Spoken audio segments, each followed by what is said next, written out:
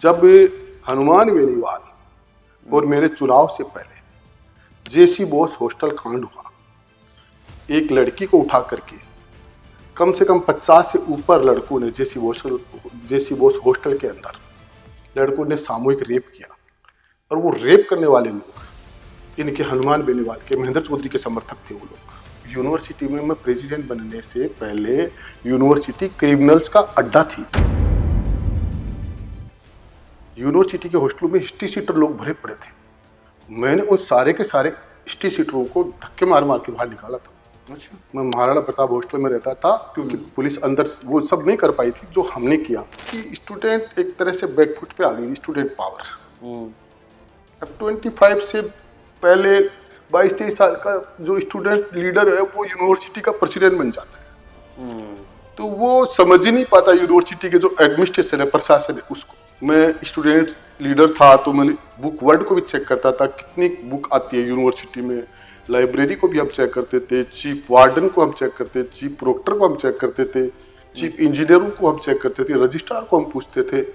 हम हर चीज को है ना समझ करके उन लोगों के ऊपर कंट्रोल करके, कमांड कर करके उसके बाद में राजनीति करते थे। राजकुमार शर्मा के भाई राजपाल ने, उसने पेट्रोल डाला अपने ऊपर और वो फोटो उसके अंदर वो पिक्चर बना रहे हैं उसकी। राजपाल ने उसकी तुल्ली डाली, वो आग लग गई, आग इतनी ऊपर चली गई, ये लोग बुझा नहीं पाए, ये लोग भाग गए वहां से। और मैंने भाग करके उसको बुझाने की कोशिश की, मिट्टी डाली, उसको नीचे पटका उसको। और उसके बाद जब हम लोगों का गुस्सा पुलिस के ऊपर उतरा, पुलिस की हमारी लड़ाई हुई। बात उस जमाने की करते हैं जी टाइम में 1972 को वो दौर हो, जो भी दौर का मायने बहुत सारी परिस्थितियां अयान की रही कि लोगों के दिमाग में एक अयान की बात को ना पाई कि कोई आबाड़ा समय में छात्र का हिता की बात कोई कर पाओगे। लेकिन 1972 ही वो समय हो जिसका मायने एक गुड़ा गांव, झुंझुनू के अंदर गुड़ा गांव में एक तेज तर्रार युवा छात्र नेता को जन्म हुआ है। और वो छात्र नेता कुछ साल बाद में राजस्थान की राजधानी जयपुर का मायने राजस्थान की सबसे बड़ी यूनिवर्सिटी विश्वविद्यालय राजस्थान विश्वविद्यालय में एक छात्र नेता का तौर पर एक तेज तर्रार नेता बनकर क्या नहीं उभरा है। बात 1997 की है जिसका मायने छात्र संघ चुनाव हूं और छात्र संघ चुनाव का अंदर एक राजनेता का रूप में छात्रा की बात करवाड़ो और जी हॉस्टल में वो रहे, बी हॉस्टल के अंदर बी की जो लाइफ स्टाइल है, वो जो कोई पहना है, वो चाला है, वो बात करे है, हर चीज ने छात्र एक्सेप्ट कर ली ही और बी ने अपना जीवन में अपनावा लाग जाए। एक दौर भी छात्र को और आज भी छात्र की ही बात करांगा और भी छात्र के बारे में जानने की कोशिश करांगा कि वो छात्र की प्रकार से आ बड़ा समय में एक राजनेता का रूप में उभरो और वो जो क्रेज रियो, वो जो दौर रियो और भी दौर सुलेर आज तक का जीवन में के कुछ बदलाव भी छात्र का जीवन सुलेर कहने आज एक राजनेता बनवा तक के कुछ सफर तय करोगे। आज बहुत ही बड़ा अपना ये कार्यक्रम का मायने गेस्ट मौजूद है। आज आपने साथ में मौजूद है रणवीर सिंह गुडा।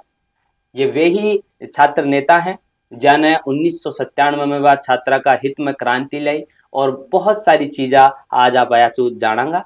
राम राम साहब, बहुत बहुत स्वागत। झलकों का ये कार्यक्रम का मायने आज बहुत सारी बातें हैं जो शायद थे अनसुनी होंगी, लेकिन आज वे खुलर कहनी रणवीर जी अपने सामने रख बड़ा है। बात राजस्थान विश्वविद्यालय की कर लिया क्योंकि शायद आपनो सबसे बड़ी बात है कि छात्र राजनीति से निकला हो जी प्रकार की थारी छवि बनी, तो यह थी एक उद्देश्य मानर कहनी राजस्थान विश्वविद्यालय में ये प्रकार की छवि के लिए काम करया या फिर थाने खुद ने कमी महसूस हुई कि हाँ आपने इस तरीका से ही काम करना पहले से ही? देखो, सबसे पहले तो मैं जो भी स्टूडेंट लीडर थे हम उनका सहयोग करते थे, यूनिवर्सिटी के अंदर भी और अलग अलग कॉलेजों के अंदर भी। हम हॉस्टल में रहते थे और हॉस्टल से जब स्टूडेंट लीडर उनको हम देखते थे और जिस तरह की वो स्टूडेंट पॉलिटिक्स करते थे, कुछ लोग अलग अलग संगठनों की करते थे, तो उनको देख करके और उसके बाद में मुझे एक्चुअल में ये लगा कि इनसे अच्छी पॉलिटिक्स, इनसे अच्छा काम हम कर सकते हैं। और उसके बाद में हमारा एक टीम बन गई, ग्रुप बन गया ग्रुप की ये सब लोगों की ये राय थी कि हमको स्टूडेंट पॉलिटिक्स के लिए स्टूडेंट इलेक्शन लड़ना चाहिए, लड़े। जब ये चुनाव लड़े थे विद्यार्थियों को, तो उस समय कौन कौन सा जो संगठन है वो टाइम में अलग अलग प्रभावी रहा थाने भी वो चीज़ के बारे में काफ़ी अच्छो पता है कि अलग अलग गुट बनर कहनी छात्र नेता अपना अपना तरीका से दमखम भर रहा।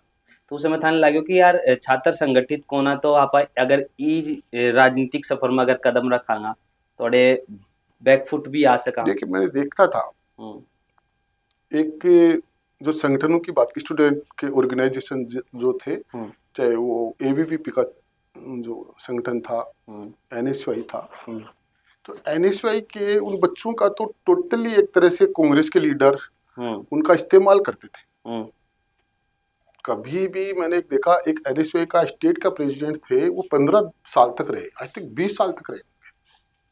20 साल। हाँ, 15 तो आराम से रहे थे।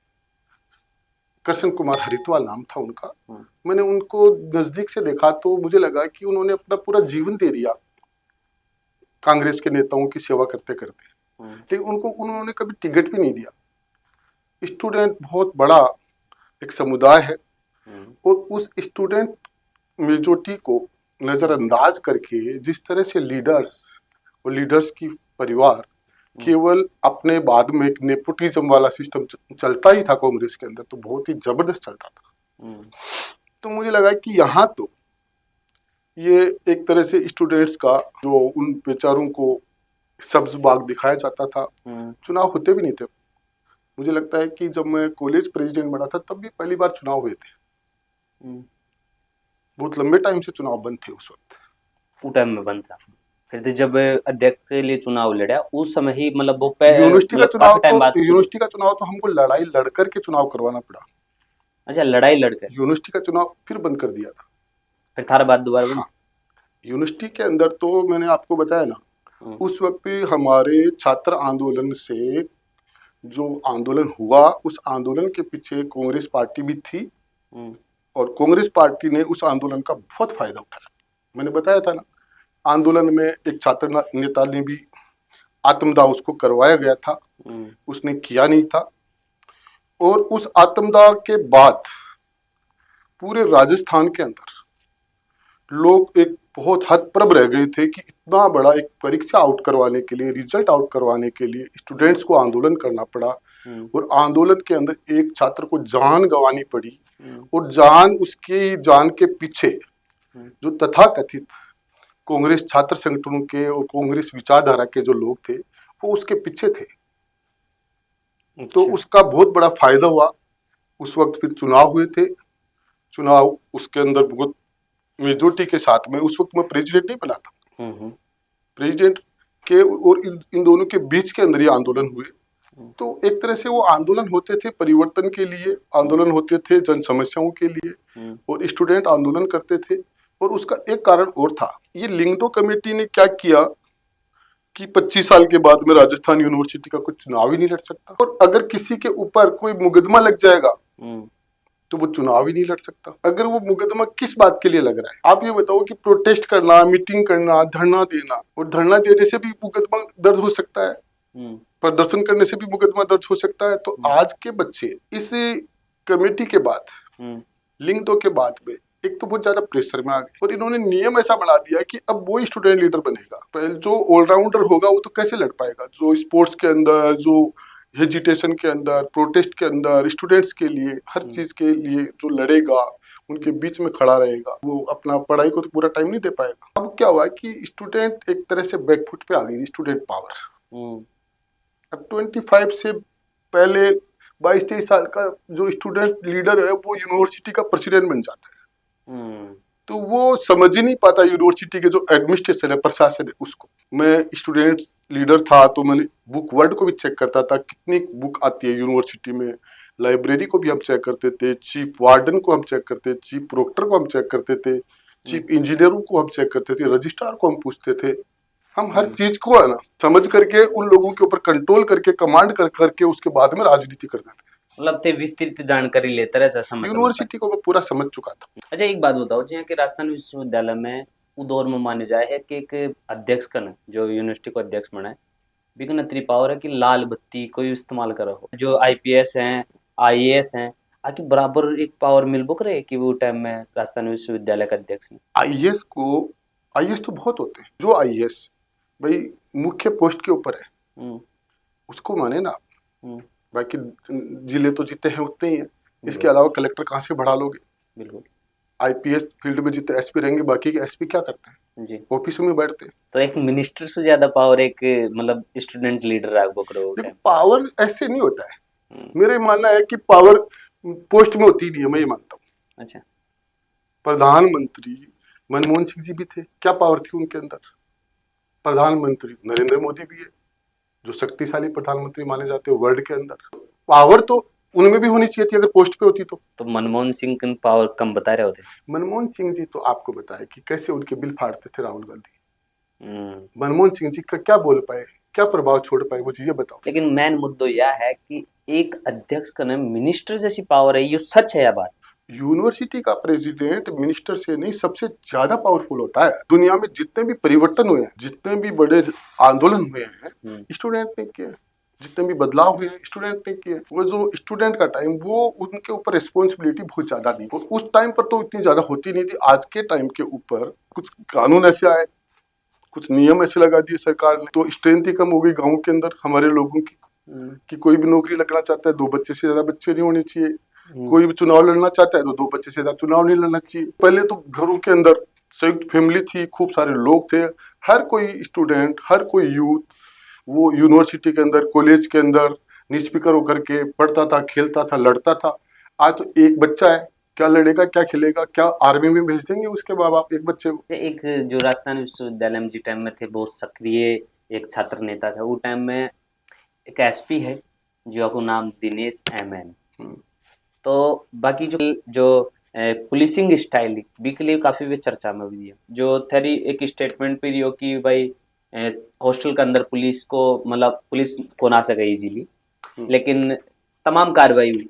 थन के लगा है कि दिनेश एमएन जी जो एक निजी एक विचारधारा के साथ में थारी साथ में कुछ कर रहा, मतलब पर्सनल हो रहा है, या फिर वे एक कानून प्रक्रिया नहीं फॉलो कर रहे हैं। वो जब यूनिवर्सिटी में आए थे उस वक्त वो भी हमारी सी एज के ही रहे होंगे, हमसे कोई ज्यादा बड़े नहीं रहे होंगे। और उस वक्त राजस्थान यूनिवर्सिटी के अंदर जब महेंद्र चौधरी प्रेसिडेंट थे, महेंद्र चौधरी के बाद में हनुमान बेनीवाल, आपको मैं कई जगह बता भी चुका हूँ कि हनुमान बेनीवाल मेरे सामने हारे थे, जीते नहीं थे। हारने के बाद में आरआर के वोट उन्होंने काउंट, जो कभी होते ही नहीं थे, आरआर के वोट काउंट करके उसके बाद में उनको जबरदस्ती जिताया गया। लगभग 34 वोटा के आसपास मैं जीता था, और उसके बाद में उन्होंने आरआर के वोट काउंट करवाए।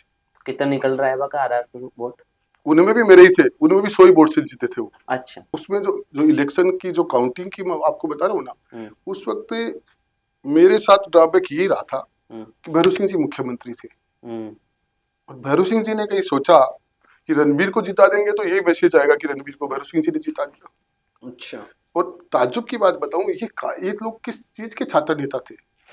मेरे साथ हर कास्ट के लोग थे, मैं किसी एक कास्ट का लीडर नहीं था। मेरे साथ में जब हनुमान बेनीवाल चुनाव लड़े थे तो मेरे सामने दोनों पार्टी एनएसयूआई और एबीवीपी दोनों के ऊपर राजपूत थे। और जब मैं 100 वोट से मेरे को जबरदस्ती हराया गया, 1700 वोट तो मनस्वी सिंह शेखावती ले गई। जो एबीवीपी की उम्मीदवार थी उनके साथ कौन लगे हुए थे, सारे ये प्रताप सिंह खाचरियावास, ये युवा मोर्चा में ये घूमते थे साथ में, और भी जितने भी यूनिवर्सिटी के प्रेसिडेंट थे, भारतीय जनता पार्टी के अंदर बड़े बड़े नेता थे, एबीवीपी के जो प्रेसिडेंट रहे थे सारे उनके साथ थे। मेरे साथ में राजपूतों के अलावा जाट और हर कास्ट के स्टूडेंट मेरे साथ थे। लेकिन ये लोग जो पॉलिटिक्स कर रहे थे, जो हनुमान बेनीवाल, ये कास्ट की पॉलिटिक्स कर रहे थे। ये हनुमान बेनीवाल सिर्फ कास्ट की पॉलिटिक्स कर रहे थे, एक अलावा कोई नो। इन्होंने एक कॉम्बिनेशन बनाया था, उनको जनरल सेक्रेटरी लड़ा दिया, तो मीणाओं की मेजोरिटी बहुत ही यूनिवर्सिटी के अंदर, और सुनीता मीणा जनरल सेक्रेटरी और फिर खुद ये प्रेसिडेंट के लिए। तो 2 कास्ट सबसे बड़ी कास्ट है राजस्थान यूनिवर्सिटी के अंदर।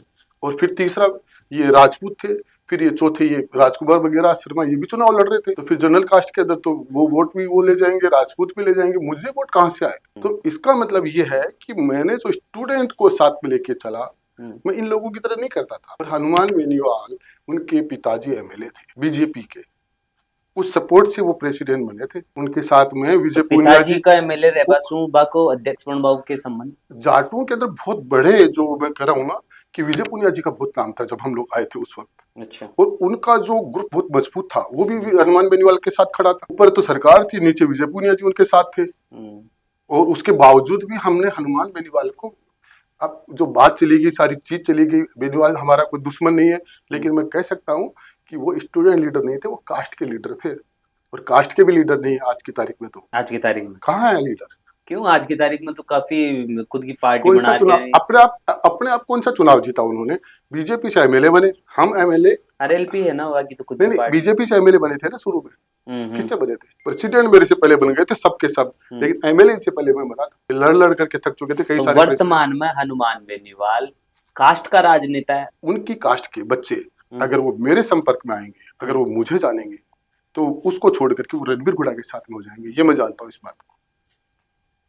थे तो एक वो शेर है ना, बीकी जी में बात कर रहे हो कि अगर मैं सुना दूं इन नौजवानों को मेरी जवानी के किस्से, तो ये नहीं, किससे की मेरे बात है? पांव दबाने लग किससे की बात ही जाएंगे। नहीं है। मैं ये कह रहा हूँ कि आप मुझे ये बताओ कि मैंने कई बार, मैं अक्सर मैं बताता भी हूँ मेरे इस बात, बेनीवाल की कहानी आपके सामने है, वो चुनाव की बात है। नेक्स्ट चुनाव आया, राजकुमार शर्मा मेरे सामने लड़े। और राजकुमार शर्मा जब चुनाव लड़े, तो उसके बाद हनुमान बेनीवाल की पूरी टीम ने राजकुमार शर्मा का साथ दिया। अब राजकुमार शर्मा मेरे सामने चुनाव लड़ रहे हैं, ब्राह्मणों की भी संख्या बहुत थी, उसने भयंकर ब्राह्मणवाद किया, लेकिन ब्राह्मण उससे ज्यादा कहीं मेरे साथ रहे होंगे उस वक्त। तो आपको ये बताओ ना कि कॉमर्स कॉलेज में कौन स्टूडेंट थे? कॉमर्स कॉलेज के अंदर ज्यादातर बिजनेस क्लास के बच्चे थे, जैनिज के बच्चे थे और दूसरे बच्चे थे। वहां का 99% वोटिंग रणबीर गुड़ा को। अब जब राजकुमार ने चुनाव लड़ा, और राजकुमार तो मैंने आपको बताया ना, मैं इसको स्टूडेंट लीडर मानता ही नहीं था। कारण ये लोग बताऊं क्या है, ये लोग ऐसे थे कि रणबीर गुड़ा का विरोध कहाँ कहाँ है उनको इकट्ठा करना, जो हमारे विरोधियों को इन्होंने साथ में लिया। उसके बाद भी इनको पता था राजकुमार शर्मा की मेरी रायबिलिटी थी, तो राजकुमार उसको, हनुमान बेनीवाल को, उनकी टीम को अपने साथ में लिया। और उसके बाद आप देखो ना कि मेरे सामने उस चुनाव में कौन कौन आता है। जो राजस्थान यूनिवर्सिटी के, उसे सुनीता मीणा जब जनरल सेक्रेटरी थी, जस्ट पहले, उससे पहले तेज सिंह जी जनरल सेक्रेटरी थे एबीवीपी के, वो राजपूत थे। अब तेज सिंह जी ने मेरे सामने चुनाव लड़ा एबीवीपी की टिकट के ऊपर। उसके बाद एनएसयूआई की टिकट, वो जनरल सेक्रेटरी सुनीता मीणा, तो दो जनरल सेक्रेटरी हो गए ना। जो सुनीता मीणा कोई कमजोर कैंडिडेट नहीं थी, तो वो एनएसयूआई के ऊपर आ गई। और किस लिए आ गई कि उन्होंने ये लगा कि रणबीर गुड़ा को रोको, मुझे रोकने के लिए पूरा जोर लगाया गया। उसके बाद राजकुमार शर्मा 1700 वोटों से हारा। और राजकुमार शर्मा ने क्या किया, कैसी राजनीति की, एक छोटा सा मैं आपको बताऊं कि जब सिंडिकेट की मीटिंग हो रही थी, मीटिंग के बाहर पोदार इंस्टीट्यूट के अंदर, एमबीए का इंस्टीट्यूट है, उसके बाहर कुछ लड़के 10 20 50 लड़के होंगे जो राजकुमार शर्मा के खड़े थे, जो प्रोटेस्ट कर रहे थे, खड़े थे। इतने हमारे लोग होंगे और भी होंगे। तो उन लड़कों को देख करके मैं वहां रुका हूँ। मैं यूनिवर्सिटी से, जब मैं महाराणा प्रताप हॉस्टल में रहता था, तो वहीं पर बीच के अंदर ये पोदार इंस्टीट्यूट आता है, उसके पास में ही है। तो मैंने देख करके उनको रुका। एक निशांत भारद्वाज एक लड़का था, निशांत भारद्वाज था। और उन लोगों को जब मेरे को वहां पर मैंने देखा, साथ वालों ने भी बताया कि दादा इनके हाथ में पेट्रोल की बोतल है। निशांत भारद्वाज के हाथ में, इनके साथ में एक लड़का था, उसके हाथ में पेट्रोल की बोतल, इनके पास में एक जो फोटोग्राफर, और उस इनके साथ में राजकुमार शर्मा का भाई राजपाल शर्मा। और ये लोगों की बाकायदा एक इस तरह की 10-12 लोगों की मंडली थी। ये लोगों को जब मैंने थोड़ा डांटा भी, मैंने कहा ये इस तरह से, फिर मेरे को लगा कि यार मैं इनको डांटूंगा, ज्यादा कुछ बोल दूंगा कुछ, तो कहीं ना कहीं ये होगा कि रणबीर गुड़ा ने इनको डांट दिया। तो उसके बाद मैंने पुलिस को भी बोला, मैंने कहा ये लोग है ना पेट्रोल डाल लेंगे और उसके बाद भी पेट्रोल बुझता नहीं है। लेकिन पुलिस ने उस बात को हल्के में लिया, सीरियस नहीं लिया। वो वहां से गेट से मेन रोड के बीच में चले गए, यानी वहां से लगभग 50 मीटर 70 मीटर पे चले गए होंगे मेन रोड के ऊपर, जनरल मार्ग। राजकुमार शर्मा के भाई राजपाल ने, उसने पेट्रोल डाला अपने ऊपर, और वो फोटो उसके अंदर वो पिक्चर बना रहे हैं उसकी। राजपाल ने उसकी तुल्ली डाली, वो आग लग गई, आग इतनी ऊपर चली गई, ये लोग बुझा नहीं पाए, ये लोग भाग गए वहां से। और मैंने भाग करके उसको बुझाने की कोशिश की, मिट्टी डाली, उसको नीचे पटका उसको। और उसके बाद जब हम लोगों का गुस्सा पुलिस के ऊपर उतरा, पुलिस की हमारी लड़ाई हुई, उसके बाद ज्यादा पुलिस आ गई तो मेरे को पकड़ करके उन्होंने गाड़ी में डाल करके ले जाने लगे। दिनेश एमएन से वो टाइम में मुलाकात हुई थी? नहीं, उस वक्त दिनेश अहमद नहीं थे, अच्छा। उस जगह पर नहीं थे। फिर उस हमने गाड़ी से कूद गए थे, हमने कूद करके फिर पुलिस को से लड़ाई हुई, कुछ पुलिस के लगी, कुछ हमारे लोगों के लगी। फिर राजकुमार शर्मा की गाड़ी भी वहां, दोनों गाड़ी भिड़ गई थी, पुलिस की गाड़ी पलट गई थी। वहां से हम कूद करके, और जब मैंने राजकुमार को कहा यार वो लड़का मर रहा, हालत खराब है और अपन चलते हैं, तो दौड़ निशांत भारद्वाज, निशांत भारद्वाज, हम वहां से हम दौड़ करके एसएमएस हॉस्पिटल पहुंचे। अब एसएमएस हॉस्पिटल पहुंचे दोनों भाग करके, मैं तो फिर भी बहुत लड़ा था, राजकुमार तो क्या लड़ा था, आराम से वो ठीक था, उसका कोई ऐसी बात नहीं थी। वहां जाकर के उसने ड्रामा किया, बोले मैं बेहोश हो रहा हूँ, मेरे को चक्कर आ रहे हैं, और वो वहां पर एक बेड पर लेट गया, बेहोश होने का नाटक किया उसने। मैंने कहा यार मुझसे इस तरह की चीज मैं नहीं करता हूँ, मैं तो उसके बाद में मैं वहां से, मैंने कहा मैं निकलता हूँ। मैं वहां से निकला, दूसरे दिन मैं गिरफ्तार हुआ, दूसरे दिन वो भी पता नहीं हॉस्पिटल से कहाँ से गिरफ्तार हुआ। निशांत भारद्वाज खत्म हो गया था, मर गया था। उसके बाद राजकुमार शर्मा ने निशांत भारद्वाज की फोटो लेके उनके माँ बाप को लेकर के यूनिवर्सिटी में घूमा। निशांत भारद्वाज को सच्ची श्रद्धांजलि देनी है तो राजकुमार शर्मा को वोट दो, ऐसे उसने वोट मांगे। मैंने कहा इस तरह की राजनीति मैं नहीं करता, और राजकुमार शर्मा मेरे से हारा 1700 वोट, 1700। और फिर ये मेरे सामने थे सुनीता बीणा, उनको भी 1000 से ऊपर वोट उनको आए। तेज सिंह ये भी वीपी के थे। उसके बाद कांग्रेस की सरकार बन गई। उसकी सरकार को बनाने में निशांत भारद्वाज की जो वो आत्मदाह बोल दो, आत्महत्या, उसको आत्मदाह करवाया गया था वो बोल दो, उस एपिसोड का बहुत ज्यादा फायदा हुआ था कांग्रेस को। तन के लागे कि यो जो पूर्व मामलो हुयो निशांत भारद्वाज की जो पेट्रोल डालर कहनी, तो यो कदम उठावा के लिए कौन कौन मोटा मोटा जिम्मेदार? राजकुमार शर्मा की टीम, राजकुमार शर्मा के लोग, उसका भाई। तो तन लागे सरकार भी इन्वॉल्व हुई? मैंने कहा ना, सरकार अपने फेवर में जो जो चीज होती है, बहुत सारी चीजें, उनको जांच क्यों करेगी, अपना नुकसान वो क्यों करेगा। दिनेश एमएन की बात कर रहे हैं आप, तो वह जो टकराव रही हो वो पुलिस को एक मतलब छात्र राजनेता को, छात्रा को, आपको मैं बताऊं, दिनेश एमएन सबसे पहले उनसे मेरा इंट्रोडक्शन कब हुआ, मेरे प्रेसिडेंट बनने के बाद। इंडिया और पाकिस्तान के मैच हुए थे अपने जयपुर के अंदर स्टेडियम में, बोल दिया था कि हो उनसे नहीं, उसमें उसके अंदर क्या हुआ था कि जब सब ने हॉस्टल के लड़के आए, कॉलेज स्कूल के लड़के आए, यूनिवर्सिटी डिपार्टमेंट के आए, सबको पास चाहिए होते हैं, वीआईपी पास चाहिए होते हैं। उस वक्त ये थी, हमारी रोज परीक्षा होती थी, अगर पास उनको लाके नहीं देंगे तो हमारे को कुछ महीने इकाई के प्रेसिडेंट, तो रोज हमको परीक्षा देनी पड़ती थी। तो उसके बाद में जब मैं गया, आरसीए के जो राजस्थान के अध्यक्ष थे मिस्टर रोंगटा, तो किशन रोंगटा, उनके घर गया मैं, और घर गए तो जा करके मैंने उनको बोला हमको ये पास चाहिए, टिकट चाहिए, तो उन्होंने भी हमारे को बहुत हल्के में लिया कि स्टूडेंट है, बोले लाइन लग रही है वहाँ पर, वहां से जाकर के वहां से ले लो। फिर हमने उन पर चाहे प्रेशर बनाया, हमने दबाव बनाया उनके ऊपर, और दबाव बना करके हमने कहा कि मैं रणवीर सिंह गुड़ा मेरा नाम है, यूनिवर्सिटी का मैं प्रेसिडेंट हूँ, और आपको मैच कराना है तो आपको ये सारे पास तो देने पड़ेंगे। उसके बाद में जब मैं वहां से आया निकल करके, और जब मेरे घर गया, वहाँ राजा पार्क में रहता था, तो लक्ष्मण गोड बहुत सारी जिप्सी, पुलिस की जिप्सी लेकर के खड़े थे। तो फिर लक्ष्मण गोड को मैंने कहा रिपोर्ट करिए क्या उन्होंने, तो मैं सौरभ जी का बहुत सम्मान करता, एसपी जो थे यहाँ पर जयपुर में एसपी लगे हुए थे, सौरभ श्रीवास्तव, बहुत ही पावरफुल एसपी थे, और उनके ऊपर हमारे को सबको बहुत भरोसा था उनके ऊपर हमको। तो फिर मैंने कहा कि मैं एसपी साहब से, मैंने लक्ष्मण गोड ने कहा, तो मैं लक्ष्मण गोड से, तो हम लोग वहाँ लड़ाई लड़ते, वो हमको गिरफ्तार करते, तो फिर वहां से स्थिति खराब होती वहां पर। तो फिर मेरी बात कराई उन्होंने एसपी से, मैंने कहा मेरी एसपी साहब से बात कराओ, तो लक्ष्मण गोड ने मेरी तो एसपी साहब को मैंने बोला कि पुलिस है, रिपोर्ट है, अगर गिरफ्तार कर लिया तो मैच नहीं होने देंगे। फिर उन्होंने कहा आप एक काम करें, मेरे ऑफिस में आ जाए। तो मैं जब उनके ऑफिस में गया, एसपी के ऑफिस में, कलेक्ट्रेट के अंदर, यहाँ 2 एसपी होते थे, साउथ और नॉर्थ। उस वक्त साउथ के एसपी, जयपुर साउथ के एसपी सौरभ श्रीवास्तव थे। जब मैं उनके साथ बैठा था तो उन्होंने कहा कि, मैं तो उनसे वैसे ही बात कर रहा था कि आपके आईजी को किस चीज़ के लिए पास चाहिए, आपके डीआईजी को किस चीज़ के लिए पास चाहिए, मेरे पास इतने सारे लोग हैं, उनके सब के लिए पास चाहिए। तो उन्होंने 2-3 बार बोला ये नए एसपी है, नए एसपी है, तो मैंने इतना ज़्यादा ध्यान नहीं दिया था ये अहमद दिनेश साहब के लिए। अच्छा, पहले बड़े मौजूद था, वो प्रोबेशन पे थे, तो मुझे लग नहीं रहा, आरपीएस लगाते हैं शुरू के अंदर एसपी को भी, बिल तो मैंने इतना ध्यान नहीं दिया था। तो मुझे था भी नहीं था, मैं पुलिस से मेरा इंटरेक्शन कभी होता नहीं था ज़्यादा, हम लोग रखते ही नहीं थे। अच्छा। तो मुझे लगा होंगे एसपी साहब हैं, तो लेकिन वो सौरभ जी ने बोला तो मैंने नमस्कार लो चलो कर लिया। अहमद दिनेश साहब ने कहीं ना कहीं मेरे को सब लोग बोले, इन्होंने क्या किया, इन्होंने ये किया कि जो यूनिवर्सिटी के सामने पहले थड़ियाँ होती है, चाय की थड़ियाँ, उस पर लड़के लोग बैठते थे, दिन भर बैठे रहते थे, कई सारे लोग बाहर से भी आते थे उस वक्त।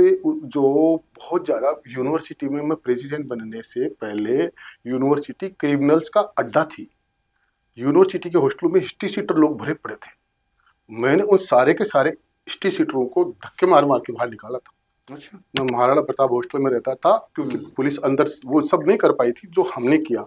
हमने कैंपस में रात को 2-2 बजे उठा के हमारे महाराणा प्रताप हॉस्टल में ले जाके उनको धमका करके, जो भी इनको जूत मार के हमने बाहर निकालते थे। उसके बाद जब वो सारे लोग बाहर निकल गए, कुछ लोग छोड़ गए, अदर स्टेट के भी थे, और उनको उस वक्त वरदस्त प्राप्त था, हमारे चीफ वार्डन का, यूनिवर्सिटी का प्रशासन उनसे खूब खाता था, वीसी उनसे खूब खाता था। उन सब लोगों का हमने इलाज किया, आपको बताया। वो सारे जो स्टूडेंट सिंसियर थे, जो बहुत जो पढ़ने लिखने वाले बच्चे थे, उन लोगों को मैंने साथ में लिया था। बाकी बदमाशों लोगों को हम लड़े थे।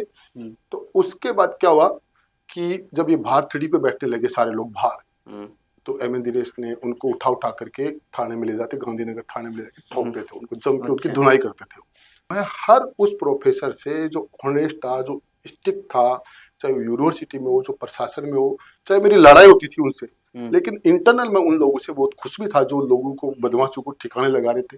लेकिन हुआ क्या, फिर गांधीनगर के जो सीआई ने, मामलो कड़े जार बिगड़े, सीआई ने बोला कि आपकी भी एचएस खोल दी है। तो मैंने कहा किस बात की एचएस, मेरी किस बात की एचएस? तो बोले 3 मुकदमे जिनके ऊपर हो गए, तो इस बात की एचएस। अच्छा। तो फिर मैंने उनको ये कहा कि ये 3 मुकदमे वाला है ना, ये कोई है ना कॉन्सेप्ट, किस बात के लिए मुकदमे लगे ये देखना पड़ेगा। जब हनुमान बेनीवाल और मेरे चुनाव से पहले जेसी बोस हॉस्टल कांड हुआ, एक लड़की को उठा करके कम से कम 50 से ऊपर लड़कों ने जेसी बोस हॉस्टल के अंदर लड़कों ने सामूहिक रेप किया। और वो रेप करने वाले लोग इनके हनुमान बेनीवाल के, महेंद्र चौधरी के समर्थक थे। वो लोग हनुमान बेनीवाल ने उनका खुला समर्थन किया था उनको बचाने के लिए।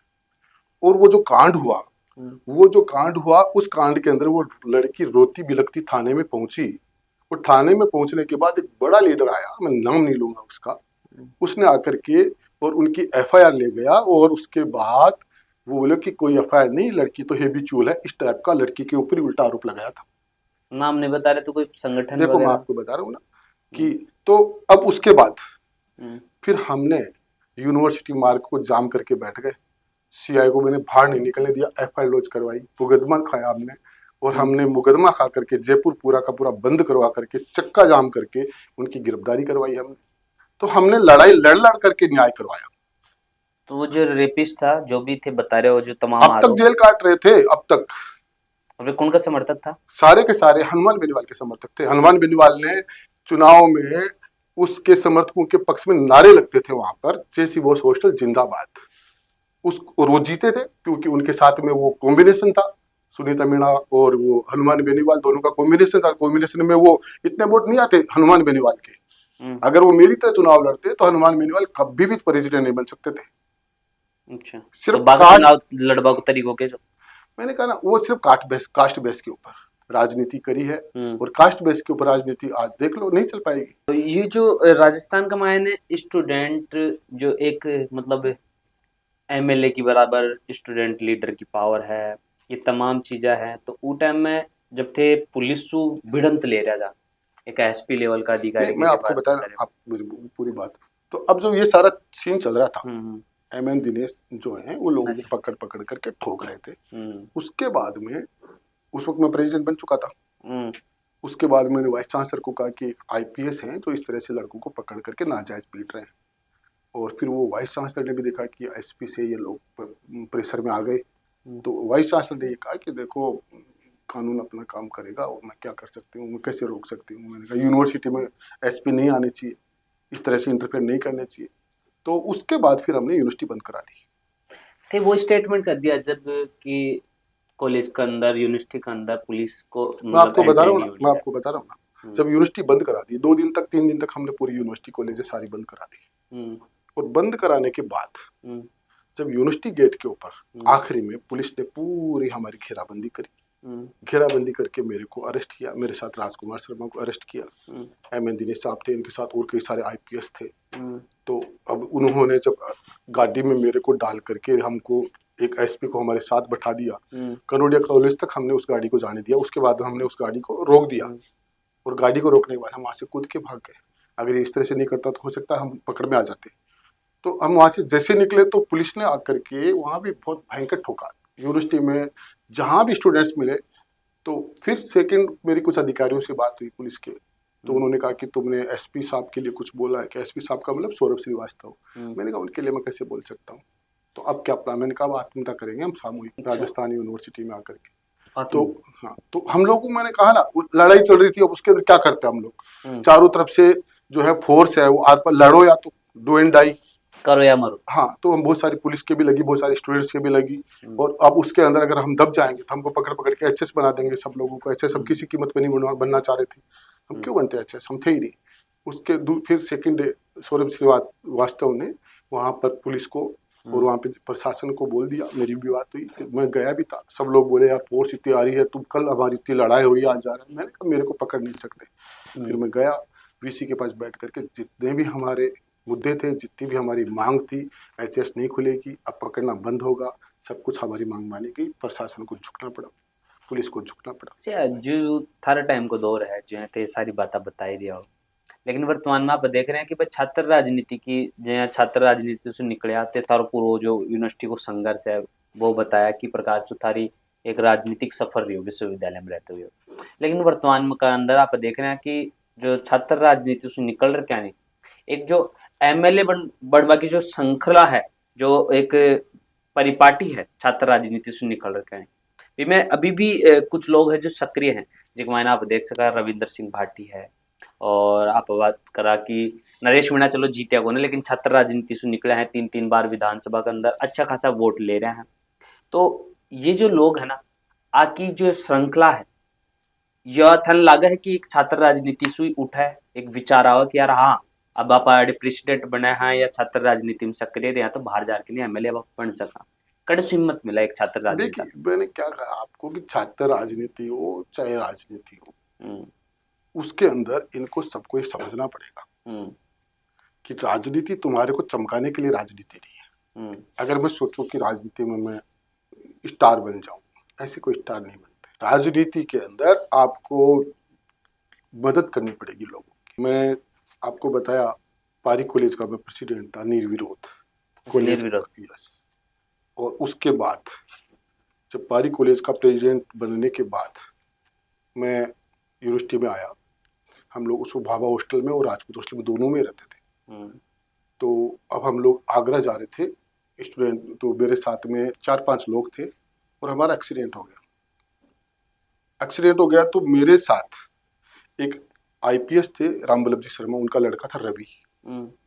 तो रवि खत्म हो गया एक्सीडेंट में। अच्छा। एक मेरा दोस्त था मन्नू कोटड़ा, तो मन्नू कोटड़ा एक्सीडेंट में खत्म हो गया, वो राजस्थान कॉलेज में पढ़ते थे। अच्छा। और उसके अलावा 3 4 लोग और एक था जितेंद्र शेखावत। जीतू गाड़ी चला रहा था, जीतू के पापा वो कर्नल थे जे.एस. शेखावत, और जीतू गाड़ी चला रहा था। और उसमें हम लोग करीब हम लोग मरने जैसे हो गए थे सारे लोग। मेरे यहाँ पे लग रहा था, मेरा ब्लड निकल गया था बहुत सारा। सब लोग उस वक्त सारे बच्चे चिल्ला रहे थे, किसी का वो सीडीएस था, किसी का एनडीए था। तो ड्राइवर जो हमारा था वो भी घायल हो चुका था। कौन सी जगह की घटना है यार? ये महुआ के अंदर, आगरा जा रहे थे हम लोग। तो हम लोग, मैंने अब बताया ना आपको, मेरे नेचर की बात बता रहा हूँ। तो वो सब आए, 2 3 मर गए, बाकी सब लोग बोले हमारा क्या होगा। ड्राइवर रोने लगा, वो जीतू बोला भैया मेरा इंटरव्यू है। मैंने कहा तुम मेरा नाम लिखा दें, आप ड्राइवर में मेरा नाम लिखा दें। तो मेरा नाम लिखा दिया। उसमें हमारे वार्डन भी थे गोखले हॉस्टल के, वो भी साथ थे, वो भी सीरियस हो गए थे। तो जब वो रामबल्लभ जी एसपी साहब के पास में वो जो वार्डन गए बैठने के लिए, तो रामबल्लभ जी ने बोला कि 2 तो मर गए, लेकिन वो तीसरा रणवीर भी, वो भी कभी छूटेगा नहीं, क्योंकि वो गाड़ी वो चला रहा था। तो उन्होंने कहा कि रणबीर ने अपने ऊपर लिया है, गाड़ी रणबीर नहीं चला रहा था। तो बोले उसके पास लाइसेंस, हाँ बोले उसके पास लाइसेंस नहीं है। मैं जानता था मेरे पास लाइसेंस नहीं है, मैं ये भी जानता था कि लाइसेंस नहीं है, मुझे सजा भी हो सकती है, मुझे जेल हो सकती है। लेकिन मैंने 2 बच्चों का करियर बचाने के लिए, 2 तो चले गए तो कोई बात नहीं, उनका करियर बचाने के लिए, और वो ऐसे इस टाइप के, मैंने आपको बताया कि यूनिवर्सिटी में जब भी कोई प्रोटेस्ट होते, बहुत सारे बच्चे जो आरएस बने, आईएएस बने, वो सीडीएस में गए जाकर के, लेफ्टिनेंट बने, उन सबको जब भी हमारी फाइट होती थी पुलिस से, तो मैं उनको सबको पार करता था। मैंने कहा तुम सब लोग यहाँ से निकलो, मैं तुम्हारा, बोले आप, मैंने कहा मैं तुम्हारा बैनर हूँ, मैं पीछे नहीं हट सकता हूँ, मैं तुम्हारा फ्लैग हूँ, लोग तुम्हें जीने नहीं देंगे रणबीर हुड्डा अगर पीछे हट गए तो हम लोग हमारी जबान पर, हमारी बात पर स्टैंड करते थे। कभी भी पुलिस से या किसी भी तरह की आंख में चोरी हमने नहीं खेली। हाँ लड़ते थे बहुत, ये बात सही है, लड़ाई में मैंने बताया ना, जो भी हमने 2 बार 4 बार पुलिस से लड़े, पुलिस ने हमारे लोगों को ठोका, हम हमारे लोगों ने पुलिस को ठोका, पुलिस भी हमारे आगे भागी है, हम भी पुलिस के आगे भागे हैं। वो सब एक खेल की तरह चला था, उसमें कोई इतना बड़ा कोई वो नहीं था कि कोई सोच करके प्लान करके हमने कुछ किया हो। मतलब अभी भी मैं जो थन पूछ बता रहे छो वह सवाल यो ही रहियो मेरो कि जो प्रेसिडेंट बना है वो वर्तमान में जाकर नहीं एक जब छत्र राजनीति से बाहर निकल रहा हो तो भी अंदर यार इच्छा क्यों जागृत हो कि भाई मैंने अब एमएलए बनना चाहे। इनके दिमाग में कहाँ से आ गई, एमएलए प्रेसिडेंट बनने से नहीं बनता है, प्रेसिडेंट बनने के बाद में आजकल मोस्टली देख रहे हैं कि छात्र एक छोटी सी कॉलेज से भी अगर कोई अध्यक्ष को चुनाव जीत रहे हैं तो फिर वो नहीं, निर्दलीय भी चुनाव लड़ रहे मैंने हैं। कहा एक प्राइमरी, एक जो डेमोक्रेसी की पाठशाला तो है, इसमें तो कोई दो राय नहीं। हाँ उस बच्चे को बहुत सारे लोग जानने लग जाते हैं, समझने लग जाते हैं, वो भी सारी चीजें समझने लग जाता है। मैं आपको कहूँ, अगर मैं स्टूडेंट पॉलिटिक्स में नहीं होता तो मैं, हम लोग गहलोत साहब के पास जाते थे, हम भैरव सिंह जी के पास जाते थे, और हम लोगों को भैरव सिंह जी से तो बहुत स्नेह मिला, गहलोत साहब से बहुत स्नेह मिला। तो हम लोगों को, मैंने कहा, मेरे को अशोक गहलोत ने ये बोला था कि आप एनएसयूआई की स्टेट के प्रेसिडेंट बन जाए, तो मेरे दिमाग में वो हरिद्वार जी वाली पिक्चर घूमी। मैंने कहा 15 साल उसको रख करके उस बूढ़ा कर दिया उस हरिद्वार को, कृष्ण कुमार हरिद्वार को। तो मुझे लगा ये, और तो और इनका राज था कांग्रेस का, इनके राज में जब कोई भी प्रोग्राम होता था जयपुर के अंदर, कोई भी इवेंट्स होती थी, उसमें रणबीर हुड्डा के समर्थक भी वीआईपी होते थे और एनएसयूआई के लोगों की एंट्री नहीं होती थी उसके अंदर। तो मैं समझता था कि ये कांग्रेस का राज है, कांग्रेस के एनएसयूआई के लोगों के धक्के लग रहे हैं। मैं वो सारी बात आपके सामने बखान नहीं कर सकता हूँ, लेकिन मैंने सोच लिया था कि ये लोग सिर्फ अपनी रेस्पेक्ट, इनकी रेस्पेक्ट अलग, कार्यकर्ताओं की, एनएसयूआई के उन स्टूडेंट्स की कोई रेस्पेक्ट नहीं, चाहे वो युवा के राजनीति करने वाले हो उनकी कोई रेस्पेक्ट नहीं। यहाँ पर रेस्पेक्ट भी आना सिर्फ कुछ लोगों तक सीमित हो गई थी, पावर भी सीमित हो गई थी, उसी का नतीजा हुआ कि ये लोग खत्म हो गए। यो एक जो दौर है यो अध्यक्ष एमएलए आड़ो यो एक मतलब त्याग का पीछे आप जुड़े मुझे ये बताएं कि आज हम राजनीति करते हैं, हम क्या राजनीति करते हैं, इसके, मैंने कहा हम सब शिकार होते हैं। मैं शुरू के अंदर हम पॉलिटिक्स करते हैं, घर से निकलते हैं, घर के अलावा हम कुछ नहीं जानते, कुछ नहीं समझते, वही हमको लगता है कि हमारी एक ड्यूटी बनती है, हमारी एक जिम्मेदारी बनती है घर के प्रति। लेकिन ऐसे थोड़ी पूरे जीवन भर ही आप सिर्फ अपने घर के लिए काम करें। बिल्कुल। होता क्या है कि जो नेता है उसको सोचना पड़ेगा कि उसको पूरे प्रदेश की पावर मिलती है, पूरे प्रदेश का सीएम होता है। उस सीएम बनने के बाद वो नेता केवल अपने बच्चे को, क्यों राजस्थान का आरसी का अध्यक्ष बनने के लिए वैभव गहलोत ही क्यों, रामेश्वर डोडी क्यों नहीं, क्या हसर हुआ रामेश्वर डोडी के साथ में, ये लोग दिखता नहीं इस लोगों। मेरा कहने का है कि ये पूरा जीवन दे देते हैं, वो डिस्ट्रिक्ट प्रेसिडेंट तक नहीं बन सकते, और इनके घर में पैदा होते ही ये प्रदेश के अध्यक्ष बन जाते हैं। तो ये नेपोटिज्म नहीं तो फिर क्या है, तो ये पॉलिटिक्स, इसका मतलब क्या है, कंपनी हो गई है, तो सेवा का काम थोड़ी है। एक बड़ी झुंझुनू के अंदर जब मैं जाते रही हूँ झुंझुनू के मायने तो बड़े ग्राउंड में आप घूमता फिरता रहा, लोगों से बात भी करता रहा, तो अभी भी थारी चर्चा रही बड़े झुंझुनू में। तो बड़े लोग कहें कि भाई जो सीसराम ओला है वे शिवनाथ गिल ने हरा बाग खातर थान सपोर्ट दिया। देखो आपको बताऊं, हमारी शीशराम जी ओला और शिवनाथ सिंह गिल, इनकी हमारी पीढ़ियों की लड़ाई थी। की लड़ाई किया, लड़ाई हमारी अस्तित्व की लड़ाई, वजूद की लड़ाई, वर्चस्व की लड़ाई। हम लोग, मैंने आपको बताया, आजादी के बाद हमारे गुढ़ा वालों को, और एक वहां पर प्रोटेस्ट हुआ था, तो गुढ़ा के लोगों ने को छेड़ा, गुढ़ा के जो क्योंकि हमारे लोग ज्यादा है। किन्होंने छेड़ा गुडा के लोग? जब शुरू के अंदर कांग्रेस बनी थी, तो कांग्रेस बहुत जोश में थी। कांग्रेस जोश में थी तो कांग्रेस ने क्या किया, बड़े बड़े जो बिरलाज को तो कांग्रेस ने साथ में लिया, बाकी छोटे छोटे लोगों को इन्होंने विलियन बनाने की कोशिश करी। हमारे गांव बसाए हुए हैं, हमारे पूर्वजों के बसाए हुए हैं। गुडा हमारे दादू सा के नाम से है, दादी सा के नाम से है। तो इन्होंने वहां पर आकर के और तो बहुत ज्यादा प्रोटेस्ट हुआ था। आपको पता, वो आंदोलन पूरे राजस्थान का सबसे बड़ा आंदोलन हुआ। उसके बाद सरकार को हमारे सामने झुकना पड़ा। हमारे को मुरबे मिले, सब लोगों को गंगानगर में, सूरतगढ़ में, पीलीबंगा में। क्या मिले? मुरबे, जमीनें मिली हमारे को। अच्छा। हाँ। तो तो कहने का ये है कि हमने कोई ऐसे नहीं, इन लोगों ने ये देखा कि भाई इनको दबा लेंगे। हमारे लोग आर्मी में जाते हैं, हमारे लोग पहले भी रियासत के लिए लड़ाई लड़ते थे, आज भी हमारे लोग फौज के लिए लड़ाई लड़ते हैं, और हमारे लोग काम करते हैं, चाहे खेती करते हैं, कुछ भी करते हैं। तो इन लोगों ने हमारे लोगों को मुकदमे लगा लगा करके, झूठे मुकदमे लगा लगा करके हमको दबाने की कोशिश करी। और उसके बाद में राजनीति में हम इसी कारण से आए। वहाँ के एमएलए से हम परेशान थे, वहाँ के एमपी से हम परेशान थे। तो एमएलए को फिर लास्ट के अंदर जब वो लोग हमारे ऊपर झूठे मुकदमे लगाने लगे, तो हमारे लोगों ने फिर कहा कि झूठे मुकदमे क्यों खाएंगे, फिर सच्चे मुकदमे खाएंगे ना। फिर उनका इलाज किया, वहां पे ठोका उनको हमारे लोगों ने। लेकिन उनके लोगों ने भी हमारे लोगों को, जो झगड़े हुए थे, तो दोनों तरफ से लगी थी, दोनों तरफ से लोगों के साथ पे केस होने चाहिए थे, एक तरफा केस होते थे। इनसे हमारा क्या लेना देना। शिवनाथ सिंह जो गिल थे, बहुत विद्वान आदमी थे, बहुत लर्नेड थे, इसमें कोई दो राय नहीं है। मैं जब यहाँ से वहां गया चुनाव लड़ने के लिए, तो लोग इस बात का यकीन भी नहीं कर रहे थे कि कोई इनको हरा भी सकता है। और मैंने उनको कहा, उनको 30,000 वोटों से हराया मैंने उनको। तो सीसराम ओले समर्थन में छाप कौन था? सीसराम ओला क्यों समर्थन में होंगे? तो फिर लोग मिथक इसलिए था, मैंने कहा उसके बाद एमएलए के बाद मैंने चुनाव लड़ा था लोकसभा का। और लोकसभा का चुनाव क्यों लड़ा कि जब ये राजस्थान के अंदर एक सामाजिक न्याय मंच का आंदोलन हुआ था, चाहे वो ईडब्ल्यूएस का आंदोलन बोल दो, चाहे उसको पिछड़ों का आंदोलन बोल दो, उसके अंदर राजस्थान में देव सिंह भाटी थे, योगेंद्र सिंह जी कालवी थे, सुरेश मिश्रा थे, सत्यनारायण सिंह सैनी थे, इन लोगों के साथ में महेंद्र भाटी थे, इधर से मैं था, राजस्थान यूनिवर्सिटी का प्रेसिडेंट था। हर एक जिले में 2-2, 5-5 लाख लोगों को हम लोग इकट्ठा करके, उसके बाद में हमने सरकार की नाक में दम कर दिया था। हमने प्रधानमंत्री की सभा को रोक दिया था, हमने प्रधानमंत्री के भाषण को रोक दिया था। तो उसके बाद मैं एमएलए बना, और एमएलए बनने के बाद जब एमएलए बन रहा था, तो उस वक्त भी हमारे वहाँ के स्थानीय जो भारतीय जनता पार्टी के नेता थे, उन्होंने, और जो संगठन के अंदर जो पदाधिकारी थे, उन्होंने मेरे को ऑफर किया था कि मैं पार्टी का टिकट ले लूं। उससे पहले मैं रामविलास पासवान साहब से मिल चुका था। पासवान साहब से मैं बहुत इन्फ्लुएंस था, बहुत प्रभावित था मैं ना। रामविलास पासवान की बात कर रहा हूँ, लेकिन राजस्थान में तो उस टाइम वर्चस्व कौन सा? मैंने कहा ना, कोई मत वर्चस्व, उनका नाम बड़ा था। अच्छा। उनका नाम बहुत बड़ा था। वो गरीब के नेता थे, वो दलितों के नहीं, पूरे सब के नेता थे वो।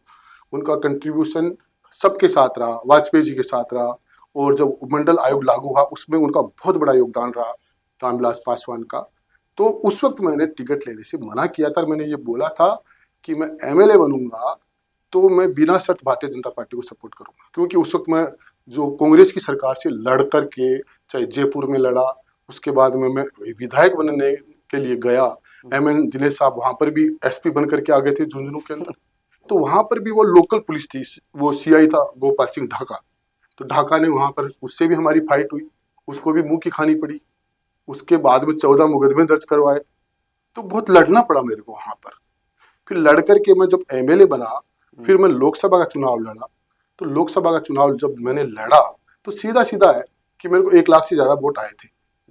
पासवान जी ने हरियाणा में एलजेपी के सब उम्मीदवारों को बैठा दिया था। मेरे को अगर वो बैठा देते तो मैं बैठ सकता था, लेकिन वो उससे सीधा सीधा फायदा सीसराम ओला को हुआ। सीसराम ओला 25,000 वोटों से जीते, बीजेपी 25,000 वोटों से हारी, 1 लाख से ऊपर मुझे वोट मिल गए। तो उसके बाद में ये बोला जाता है, ये बोला जाता है, नहीं सुनना मेरी बात, कहीं भी बोला जाता है, किसी के लिए भी बोला जाएगा। अगर कोई चुनाव लड़ेगा तो चुनाव लड़ने वाला किस पार्टी को नुकसान कर रहा है, उस पार्टी के अगेंस्ट वाली पार्टी के लिए बोला जाएगा कि इसने उसको उतार दिया। आज मैं आपको बताऊं, चुनाव तो मैं उसके बाद में भी लड़ सकता था। मैंने कोलायत में गया, कोलायत में जाकर के मेरे जो बहनोई हैं, जो भंवर सिंह भाटी, उनके चुनाव को मैंने संभाला, उनके एजेंट्स मैंने बैठाए, लड़ाई मैंने लड़ी, मेरी 50 गाड़ियां टूटी वहां पर। देवी सिंह भाटी के जो वहां पर जो पावर है देवी सिंह भाटी की, उनके जो लोग थे, जो विशेष करके उनमें हमारे लोग थे, उन लोगों से हमको लड़ना पड़ा। पिछली बार गया था, इस बार मैं नहीं गया, इस बार मैं बीजेपी में आ गया था। 2023 के अंदर बीजेपी ज्वाइन कर ली थी मैंने। नहीं तो जो बात थी खेबो चाह रहे हो, वो मैं भी पूरी क्लियर कर दूं कि जहाँ एमएलए के चुनाव के अंदर शिवनाथ गिल ने हराबा के लिए शीशराम ओला को थाने समर्थन मिले। उसका कहाँ से समर्थन मिलेगा? वो जिस आदमी को वहां पर जो एमएलए थे, एक इंदर सिंह जी और थे, और इंदर सिंह जी की हमारी फाइट हुई, वहां पे कई लोग फाइट में मर भी गए, कई लोग फ्रैक्चर भी हुए थे, और हमारी तो जिंदगी और मौत की लड़ाई थी। उसमें क्या मिलेंगे हम? क्या क्या बात कर रहे हैं लोग, पता ही नहीं है कुछ।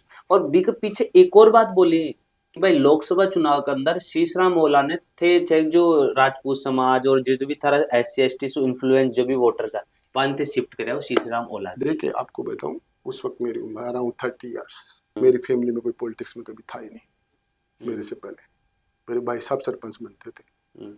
अब कौन शिफ्ट करेगा, कौन शिफ्ट नहीं करेगा? तो मैं जब वहाँ चुनाव लड़ रहा था, मेरे पास में थोड़ा बहुत पैसा पासवान जी ने, मेरे लोगों ने सहयोग करके, हमारे पास कौन सी पार्टी थी, बड़ी पार्टी, हमारे पास साधन होते तो हम शीशराम ओला की और इनकी पूरी तोड़ लेते हम। हमारे पास साधन ही तो नहीं थे, पूरी तोड़ देते। हाँ, इनको हरा देते हम आराम से। उन्होंने जाकर के लोगों के सामने अपनी जो है ये बोला कि कल के लड़के से मेरे को मत मरवाओ, तुम मार लो, अपने लोगों को जाकर के बोला था शीशराम ओला ने। लोकसभा का मेरी वजह से हारी थी संतोष अहलावत। उसके बाद में सूरजगढ़ के जो लोगों और मेरे को आए सूरजगढ़ के लोग, वही मैंने सोचा कि ये बड़ा चुनाव था।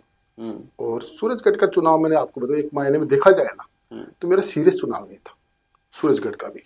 वो जब संतोष अहलावत ने, लोगों ने ये कहा जो आप बोल रहे हो सारी बात, मैंने कहा वहां पर क्या बोलते हैं, वहां पर क्या बोलेंगे। दूसरा ये था कि उदयपुर वाटी के अंदर जब मैं एमएलए रहा, आपको पता मेरी विधानसभा की आप है ना पूरी है ना रिकॉर्ड निकाले वहां का, मेरा 5 साल का, पूरी कांग्रेस के 21 विधायक है ना, 21, इनकी जितनी लड़ाई तो मैंने अकेले ने लड़ी है। कांग्रेस के लोग जो है नहीं तो पढ़ के आते, नहीं इनको कुछ पता, हल्ला करने वाला 2-3 नेताओं को निकाल दो आप कांग्रेस के अंदर, कोई नेता नहीं था। एक छोटा सा उदाहरण बता दूं आपको कि एक बार इंदिरा गांधी फेज 2 का पानी बंद हो गया था बज्जू के अंदर कोलायत में, तो वहां किसान एक टावर के ऊपर चढ़ गया। तो टावर पे जब किसान चढ़ गया और वो बड़ी मुश्किल से उसको उतारा, किसान वहां बैठे थे 3-4-5 दिन से धरने पर। क्यों बैठे थे? क्योंकि पानी बंद कर दिया इंदिरा गांधी नहर का। तो उन लोगों ने बेचारों ने खेत जुताई करी, मजदूरी लगाई, बीज लगाया, पूरा सब कुछ खर्चा लगाया, और वो पहले पानी बंद कर देते तो अपना खर्चा नहीं लगाते, वो बच जाते। अब बीच में उनका पानी बंद कर दिया, उसको लेकर के वो धरने में बैठे। मैं देख के आया, पूरा सुन करके आया, समझ करके आया। फिर मैंने स्थगन लगाया राजस्थान की विधानसभा में इस मुद्दे को लेकर। अब बीडी कल्ला जी विपक्ष के नेता थे, कांग्रेस के प्रदेश अध्यक्ष थे वो, तो उन्होंने कहा रणवीर गुड़ा का स्थगन पहले नीचे लगाओ। तो नियम ये होता है कि जो स्थगन पहले लगाएगा वो पहले बोलेगा। बिल्कुल। सुमित्रा सिंह जी अध्यक्ष थी, तो अब उसके बाद में मेरी पूरी स्टेडी थी, मैं हमेशा हर मुद्दे को जो तैयार करके आता था। तो अब उसके बाद में मेरा नाम नीचे दिया, बीडी कल्ला साहब का ऊपर दिया। बीडी कल्ला साहब शहर में उस मार्केट से आगे, बीकानेर से आगे कोलायत में कहाँ जाते हैं उनको पता भी नहीं है किसान की समस्याओं का। उसके बाद क्या, उन्होंने जय जवान जय किसान शास्त्री जी के भाषण देने लगे, इतिहास के बखान करने लगे। मैंने कहा आप वहां की बात करें जहां पर वो फसल सूख रही है, मवेशी प्यासे मर रहे हैं, वहां पर लोग बर्बाद हो रहे हैं, आप उसकी बात करें। 3 दिन में अगर फैसला नहीं करेंगे तो फिर आप क्या फैसला करेंगे? तो मेरा जो सत्ता पक्ष के लोगों ने मेरा साथ दिया, बोले रणवीर सही बात कर रहे हैं। अच्छा, हाँ। और ऐसे ऐसे मुद्दे क्या कांग्रेस क्या उठाएगी मुद्दे? पंडित सुरेश शर्मा का हत्याकांड जो हुआ था जोधपुर के अंदर, जोधपुर में सुरेश शर्मा एक एडवोकेट था, उसने कहा मेरी जान को खतरा है, सुरेश शर्मा ने बोला था उस वक्त। और उसकी राइवल्टी किससे थी? वहां पर जमीन के मामले थे, और उन्होंने सीधा सीधा आरोप लगाया था। उस वक्त उषा पूनिया थी पर्यटक मंत्री, और विजय पुनिया जी का और उनका कोई मामला चल रहा था वहां पर। तो उन्होंने कहा मेरी जान को खतरा है, 2 दिन बाद में वो घर से निकले, उसके बाद में वो वापस नहीं आए, उनका पता भी नहीं पड़ा। अच्छा। उस कांड के लिए सारे प्रूफ मेरे को यही लोग, बहुत सारे जो नेता बनते घूमते हैं ना आज, बड़े बड़े जिनके आप नाम लेते हो, ये लोग थे। इन्होंने जाकर, मैं जानता नहीं था अभी कौन। तो बोल ही दिया तो बता ही नहीं, दे, नहीं, सीधा ही बोल दो, क्या दिक्कत है। अब उसके बाद में जो ड्राफ्टिंग कराते थे छुप छुप करके कांग्रेस के सिर में और मेरे को, मैंने कहा तुम लोग आगे क्यों नहीं आते? बोले हम आगे आने की हमारी हिम्मत नहीं है। तो रणबीर गुड़ा वहां खड़ा होता था। हेड़ा कांड हुआ जयपुर में, सारे के सारे पहलवानों को मैंने जेल में पटकवा दिया था। वहां पर भी मैंने लड़ाई लड़ी। विधानसभा में कौन सी लड़ाई नहीं लड़ी मैंने। संतोष अहलावत के साथ में क्या बातचीत है? संतोष अहलावत को तो हार गई हूँ। संतोष अहलावत का कोई, मैंने क्या कहा आपको, सूरजगढ़ से चुनाव लड़ा मैं। अब सूरजगढ़ से चुनाव लड़ूंगा तो वहां पर मुझे लगा 2 जाट, ठीक है, 2 जाट के बीच में बाकी की सारी कास्टों का मैं दूरीकरण कर लूंगा, एक चीज। दूसरी, उधर उदयपुर वाटी के अंदर मैं चाहता था मेरी सीट, 5 साल में मैं लड़ा था, आपको बताऊं, पानी के मुद्दे के ऊपर अगर कोई अफसर वहां पर मेरे खिलाफ होता था, वो अफसर उदयपुर वाटी में ठहर नहीं पाता था, रुक नहीं पाता था। वही अधिकारी सरकार को, चाहे सरकार मेरे खिलाफ रही या पक्ष में रही, लेकिन उसी को लगाना पड़ता था जिसको हम चाहते थे। अच्छा।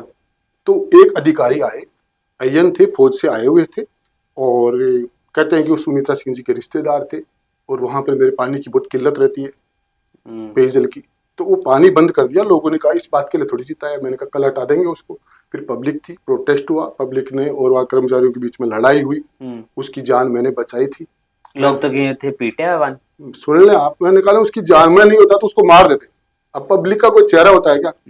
नाम तो रणबीर गुड़ा का आया, केस को फेस तो रणबीर गुड़ा को करना पड़ा पूरा का पूरा, जबकि थे बचाया आवान। यस, मैंने बचाया उसको। और लोग मुझे क्या जरूरत पड़ी? आरोप तो मैंने क्या कहा आपको कि बहुत सारे ऐसे बेटर थे, बहुत सारे ऐसे लोग थे जो आपके बेल बिस्तर होते हैं, जो आपके शुभचिंतक नहीं होते, वो आपको बदनाम करने के लिए भी कर सकते हैं। आरोप लगाने से क्या फर्क पड़ता है? लेकिन सुमित्रा जी को हमेशा सपोर्ट ही मिलता रही है। सुमित्रा सिंह का मेरे को सपोर्ट क्यों मिलेगा? सुमित्रा सिंह तो मेरे को हमेशा रोकते थे। प्रमोट कौन कर स्थान? वो क्यों करेंगे? वो तो विधानसभा के अध्यक्ष थे, वो तो सरकार के अध्यक्ष थे, विधानसभा के अध्यक्ष थे, वो मुझे क्यों करेंगे? लेकिन हर बात के लिए मुझे लड़ना पड़ता था विधानसभा के अंदर। मेरे साथ में कांग्रेस भी नहीं थी, मेरे साथ पक्ष भी नहीं था। मैं हर बात को, हर मुद्दे के ऊपर, अपराधियों के खिलाफ मैं लड़ा, आपको बताऊं, करप्शन के खिलाफ मैं लड़ा, विधानसभा में भी लड़ा, बाहर भी लड़ा, और मेरी सीट को तो मैंने बचा गया ना। मेरे भाई साहब बोलते हैं कि वो 3 बार के एमएलए, वो सिर्फ 1 बार के एमएलए हैं। भाई पहली बार मैं जीता, दूसरी बार मेरी सीट पे मैंने तो उनको जिताया था, उनको कौन जिता था? वहां सरपंच भी मैंने, मेरे बड़े भाई साहब को दूसरों को बनाना पड़ा था, उनको तो सरपंच के भी लोग तैयार नहीं थे। मैं आपको ये कहूं, अगर मेरे को खुद को कंफर्टेबल जोन में ले जाना होता, 2014 में वसुंधरा जी मुझे भारतीय जनता पार्टी में ज्वाइन करवा रहे थे। पासवान जी से मैंने बात की, और पासवान जी की तबीयत ठीक नहीं थी। अच्छा। तो उस कंडीशन में मैं उनको छोड़ नहीं पाया। पासवान जी के साथ तो मैं मरते दम तक रहा हूं। उसके बाद क्या करता, जब वो थे ही नहीं, रहे ही नहीं इस दुनिया के अंदर, पार्टी बनाने वाले ही नहीं रहे।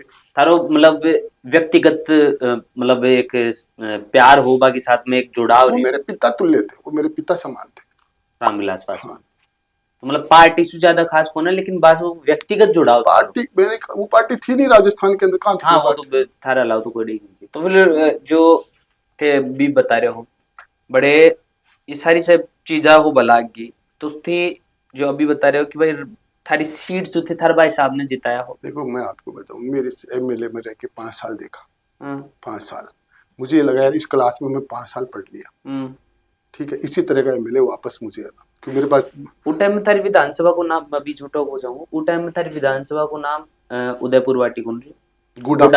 गुडा का नाम से विधानसभा। तो फिर मतलब थे बड़े सु छोड़ रखे दूसरी जगह जावा को प्लान किया जाए, या फिर तार भाई के लिए छोड़ दिया? देखो प्लान क्या होता है कि कोई ऐसा प्लान नहीं बनता है जो साथ वाले प्लान बनाते हैं। मेरी राजनीति, मेरे साथ वाले लोगों के जो राय से मैं राजनीति करता हूँ, ठीक है। मैं खुद से, मैं आपको फिर कह रहा हूँ कि आज की राजनीति जो लोग करते हैं, आज मेरे कई लोग, आप इतने टाइम तक कहाँ थे? मैंने कहा टाइम की बात कहा, एक्टिव तो मैं हमेशा बराबर ही रहा हूँ। उदयपुर वाटी के अंदर जब मैं आपको बताया, उदयपुर वाटी जो है वो हमारी फैमिली है।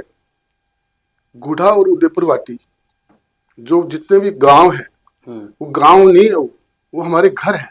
बिल्कुल। वो सारे हम लोग एक दादोसा की औलाद है, तो हमारा एक एक चीज का रिकॉर्ड है।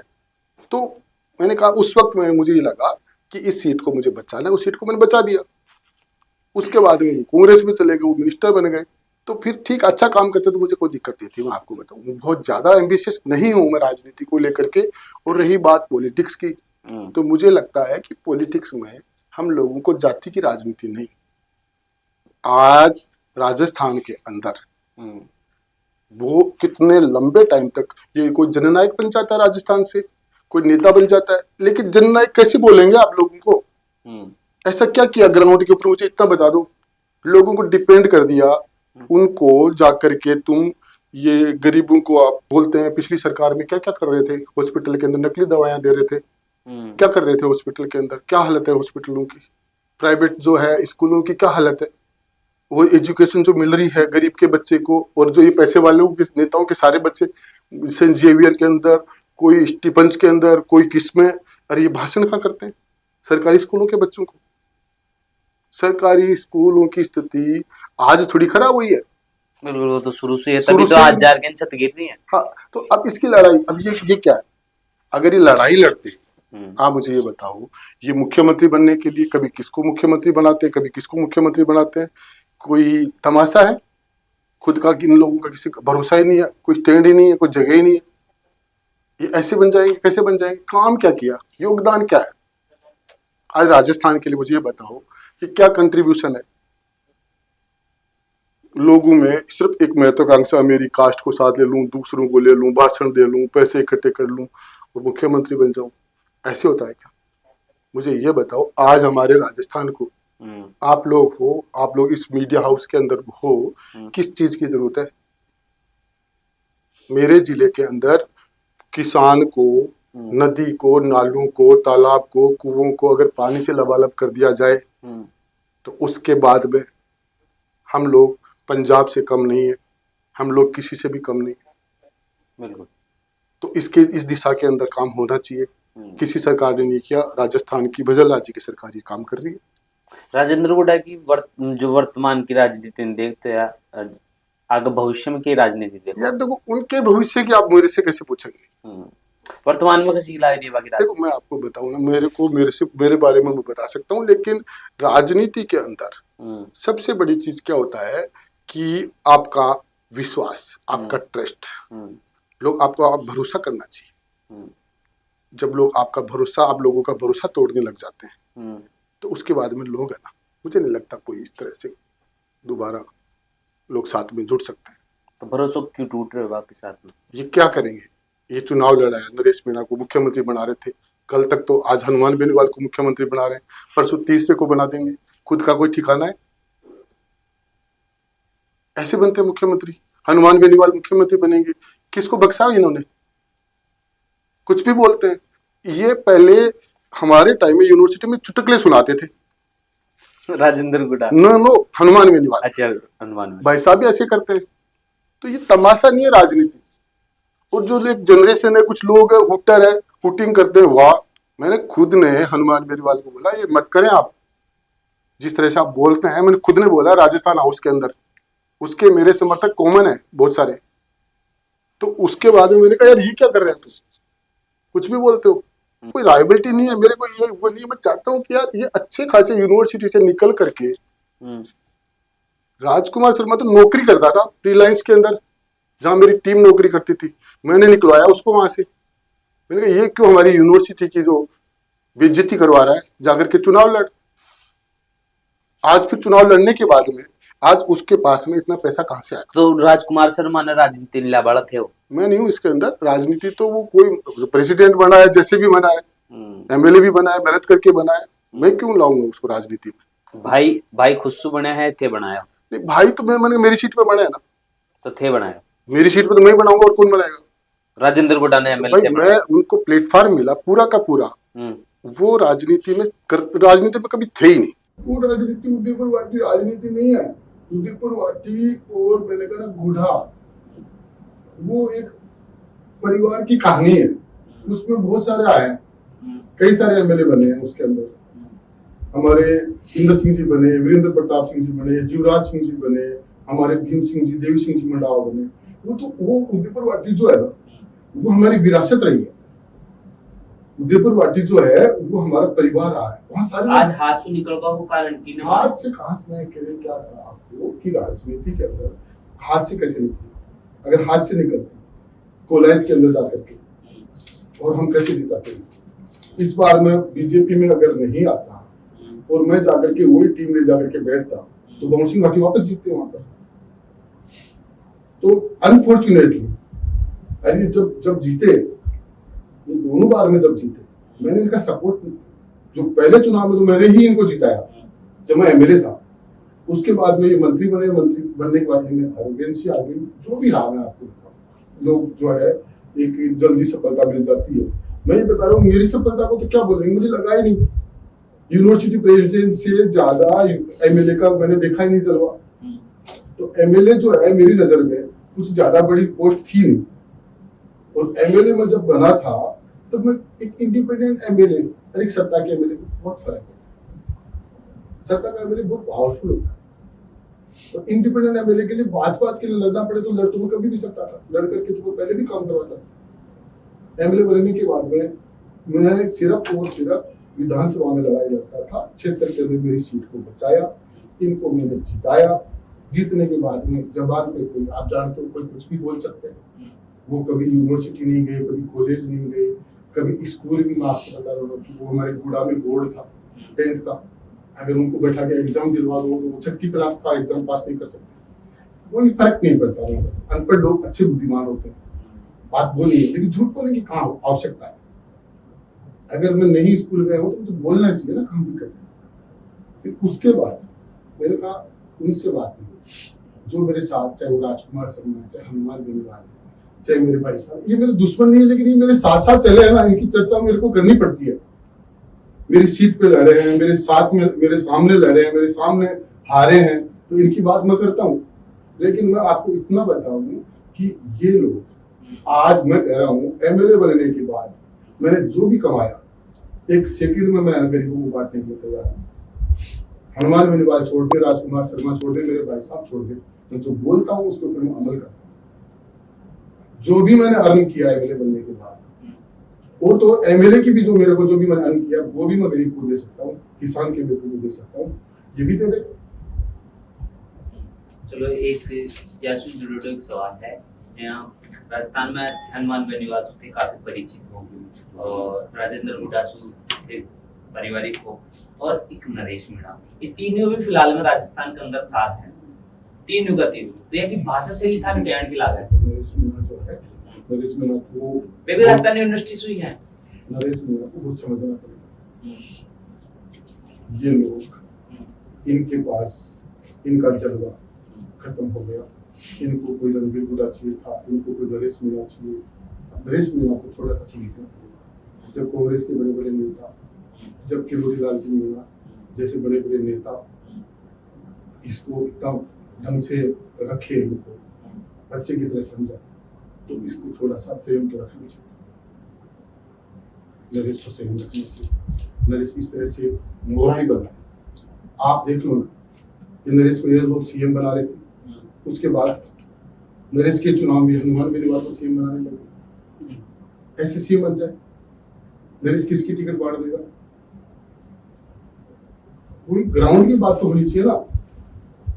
आप मुझे ये बताओ कि वो अभी राजनीति के अंदर नया है, उसको हम लोग मिसगाइड करेंगे? ये लोग अपने बच्चों को तो मिसगाइड नहीं करते, अपने परिवार को, अपने लोगों को तो दूसरों के ऊपर खेलते हैं।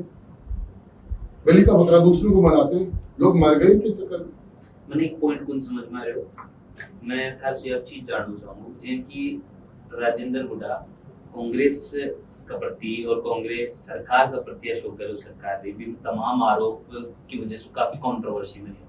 लेकिन जी नरेश मीणा ने जेल में जाबासु लेर के नहीं, बाहर आबासु लेर के नहीं, अंता चुनाव लड़वा तक और अंता चुनाव पूरा होगा तक समर्थन दे रहा है। वो नरेश मीणा खुद कांग्रेस से टिकट लेवा की बात कर रहे हो। कांग्रेस, ये तो नरेश मीणा इनोसेंट है। कांग्रेस इनोसेंट नहीं है। कांग्रेस के जो लोग, चुनाव तो मैंने कहा ना, चुनाव बेईमान लोग चुनाव नहीं जीतेगा। भाया ईमानदार है क्या?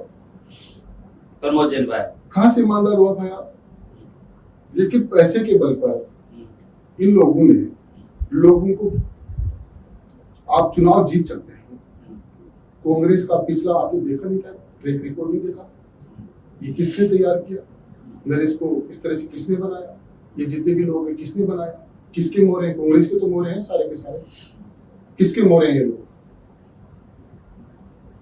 कांग्रेस के साथ ही तो मिनिस्टर थे साथ में, और कांग्रेस के साथ चुनाव लड़ रहे हैं, कांग्रेस के खिलाफ ही लड़ाई लड़ रहे हैं। तो राजेंद्र हुड्डा ने कांग्रेस भेजी है। आप कौन भेजा नहीं भेजा मेरे को नहीं पता, लेकिन आपको समझ नहीं आती आप लोगों को। कॉमन सेंस की चीज है कि 5 साल तक तुम मजे लो, मिनिस्टर बनो, 5 साल होटलों के अंदर, है ना, जच्चे वैसे करो, और उसके बाद में तुम उसके एक दूसरे को गाली निकाल करके क्या समझते हो पब्लिक? क्या पब्लिक तमाशा है? तो इनको समझ में आएगा बच्चों का खेल नहीं है राजनीति। तो नरेश मीणा ने भी समझने की जरूरत समझने है। मैंने कहा ना, अगर नरेश मीणा मेरे पास में इसका फोन आया था, वो जब देवली से चुनाव लड़ता था, किसने कराया? प्रताप सिंह खाचरियावास का भाई करण सिंह ने फोन कराया था मेरे को। करण सिंह जैसे आदमी का क्या स्टैंड है? करण सिंह, प्रताप सिंह के भाई और ये लोग नरेश मीणा के हितैषी कब हो गए? ये बताओ मेरे को। सिर्फ और सिर्फ मैंने कहा ना, पूरा जो समाज इनोसेंट समाज है, नरेश मीणा का समाज किसान समाज है, और इनके बड़े बड़े नेता किरोड़ीलाल मीणा है, और नरेश मीणा भी अच्छा खासा यूनिवर्सिटी का जनरल सेक्रेटरी रहा हुआ है, अच्छा उसका कैरियर रहा है, अच्छा कैरियर हो सकता है, लेकिन उस बच्चे को कर दिया बदनाम। क्या किया? अगर वो तरीके से शालीनता से चुनाव लड़ता तो हार जीत तो कोई बड़ी बात नहीं है, लेकिन हुआ क्या? लोग क्या समझेंगे? कांग्रेस का मोरा तो बनाया, कांग्रेस के साथ ही था। किसके साथ था बताया? किसकी टिकट मांग रहा था? कांग्रेस की। फिर वहां पर जो वोट, जो बीजेपी का एमएलए था मीणा, बीजेपी के वोट थे, कंवरलाल मीणा, हाँ, वो बीजेपी के वोट को ले गया, तो बीजेपी हारी। हाँ, तो वो और क्या कर सकते हैं? और क्या कर सकते हैं? आज मुझे ये बताओ, कांग्रेस की ए टीम, बी टीम बनी हुई है, और बी टीम जो है वो नरेश मीणा के साथ में कहीं न कहीं सहानुभूति की बात हमारे सामने आ रही थी, तो ये बी टीम ही तो है। कौन है ये लोग जो नरेश मीणा के साथ है? वो बीजेपी के लोग हैं क्या? किसके लोग हैं? आपको पता है किसके लोग हैं? कांग्रेस के लोग हैं। तो फिर समझ में नहीं आता है, और किसको लड़ा? नरेश मीणा थारे लिए भी बहुत बात करेंगे, अरे वो रणवीर छोटा- सिंह की बहुत, मतलब मैं क्या भाई कह रहा साहब हूँ, मेरा अगर मैं सम्मान होता, करो। सुनो, मैं होता तो उसको मिसगाइड नहीं होने देता। मैं पागल कर दिया उस लड़के को। इनको मैं आपको बता रहा हूँ, मीणाओं के समाज में जाकर के पूछ लो कि ये नेता जो नरेश मीणा का साथ दे रहे थे, चाहे मेरे भाई साहब है, बूढ़ा में जाके पूछ लो ना, मीणाओं से जाके पूछ लो, अगर ये मीणाओं के कितने हितैषी हैं, जिन इन्होंने का साथ दिया था, जिन्होंने इनके लिए जेल गए, मुकदमे खाए, उनके बच्चों के पास साइकिल नहीं है, और इनका बेटा मर्सिडीज लेके घूमता है इन लोगों का। ये न्याय करेंगे? कहां से न्याय करेंगे? आप इनके बारे में जानना हो तो इनके गांव में, मेरे बारे में जानना, मेरे गांव में जाकर के पूछे आप। भाई जो हमारे घर के लोग, गांव के लोग, वही तो बताएंगे। आप बूढ़ा गांव समर्थन में होना राजेंद्र, समर्थन होता तो हारती क्यों? सरपंच बना के दिखाएं, सरपंच तो नहीं बनता। इन्होंने गांव के अंदर गणगौर के मेले की जमीन, गुड्डी बहाने की जमीन, वो कब्रिस्तान में दे दी। राजपूतों ने विरोध किया, उन्हीं राजपूतों की कमर तोड़ दी, उन्हीं पर मुकदमा लगा दिया। जब ये मंत्री से उठे की बात है। यस, क्या किया इन्होंने? ये काम है। अच्छा, तो एक जो तमाम राजनीति है, जो अभी फिलहाल आप बात करें नरेश मीणा की, हनुमान बेनीवाल की थे बताया, राजेंद्र हुड्डा के बारे में थे बताया, तमाम चीजें हुई, लेकिन वापस एक बार कॉलेज लाइफ के ऊपर आ जाओ, ये राजनीतिक सफर कर एक बार जीटी के अंदर का कोई था प्रोफेसर सा टीचर था, बाकी संघर्ष कर पहुंच गए थे जीटी। देखो आपको बताऊं, मैं साइकोलॉजी डिपार्टमेंट करता हूं। साइकोलॉजी डिपार्टमेंट के अंदर मंजू मेहता हमारी एचओडी थी, उसने वो बैच लगा रखा था, रणवीर हुड्डा इस बैच में, इस टाइप का पढ़ा। मैंने कहा मैडम मेरा क्यों लगा रखा? आपको बताऊँ वहाँ का स्टूडेंट, वहाँ का स्टाफ, वहाँ का टीचर, नॉन टीचर मेरे बहुत दोस्त। मैं जहाँ भी रहा, जिस भी डिपार्टमेंट में रहा, वहाँ पर अनुशासन में रहा, और जहाँ मुझे लगा कि यहाँ गड़बड़ है तो मैंने उस गड़बड़ का मैंने विरोध किया। सर थे, प्रोफेसर थे हमारे सिन्हा सर साइकोलॉजी के, यूनिवर्सिटी के मिशन डायरेक्टर, वो अपनी नाती के साथ गए थे भैरव टावर के ऊपर। अच्छा, उनके साथ स्टाफ ने बदमाशी कर दी। कुडून स्टाफ कौन जीटी को गौरव टावर का, राजेंद्र बढ़िया का टावर जो था। हाँ। फिर हम लोग वहाँ गए, उनके भी बहुत सारे बाहर के लोग आ गए, पुरानी बस पता नहीं किस किस को बुला लिया बर्डिया में, और फिर हम हॉस्टल से गए थे, ठोका उन सबको। अच्छा, कब दिया? हाँ। फिर भी के बाद में मतलब फिर मामला हम के नहीं पुलिस कर रहा है। पुलिस हमारे को लेके आ गए थाने में भी हम लोगों की लड़ाई हुई, और हमने कहा कि फिर करेंगे इसको। फिर वो बात ही आई निकल गई थी कि इन्होंने अपने स्टूडेंट के लिए, गुरु के लिए किया, गुरु के लिए किया।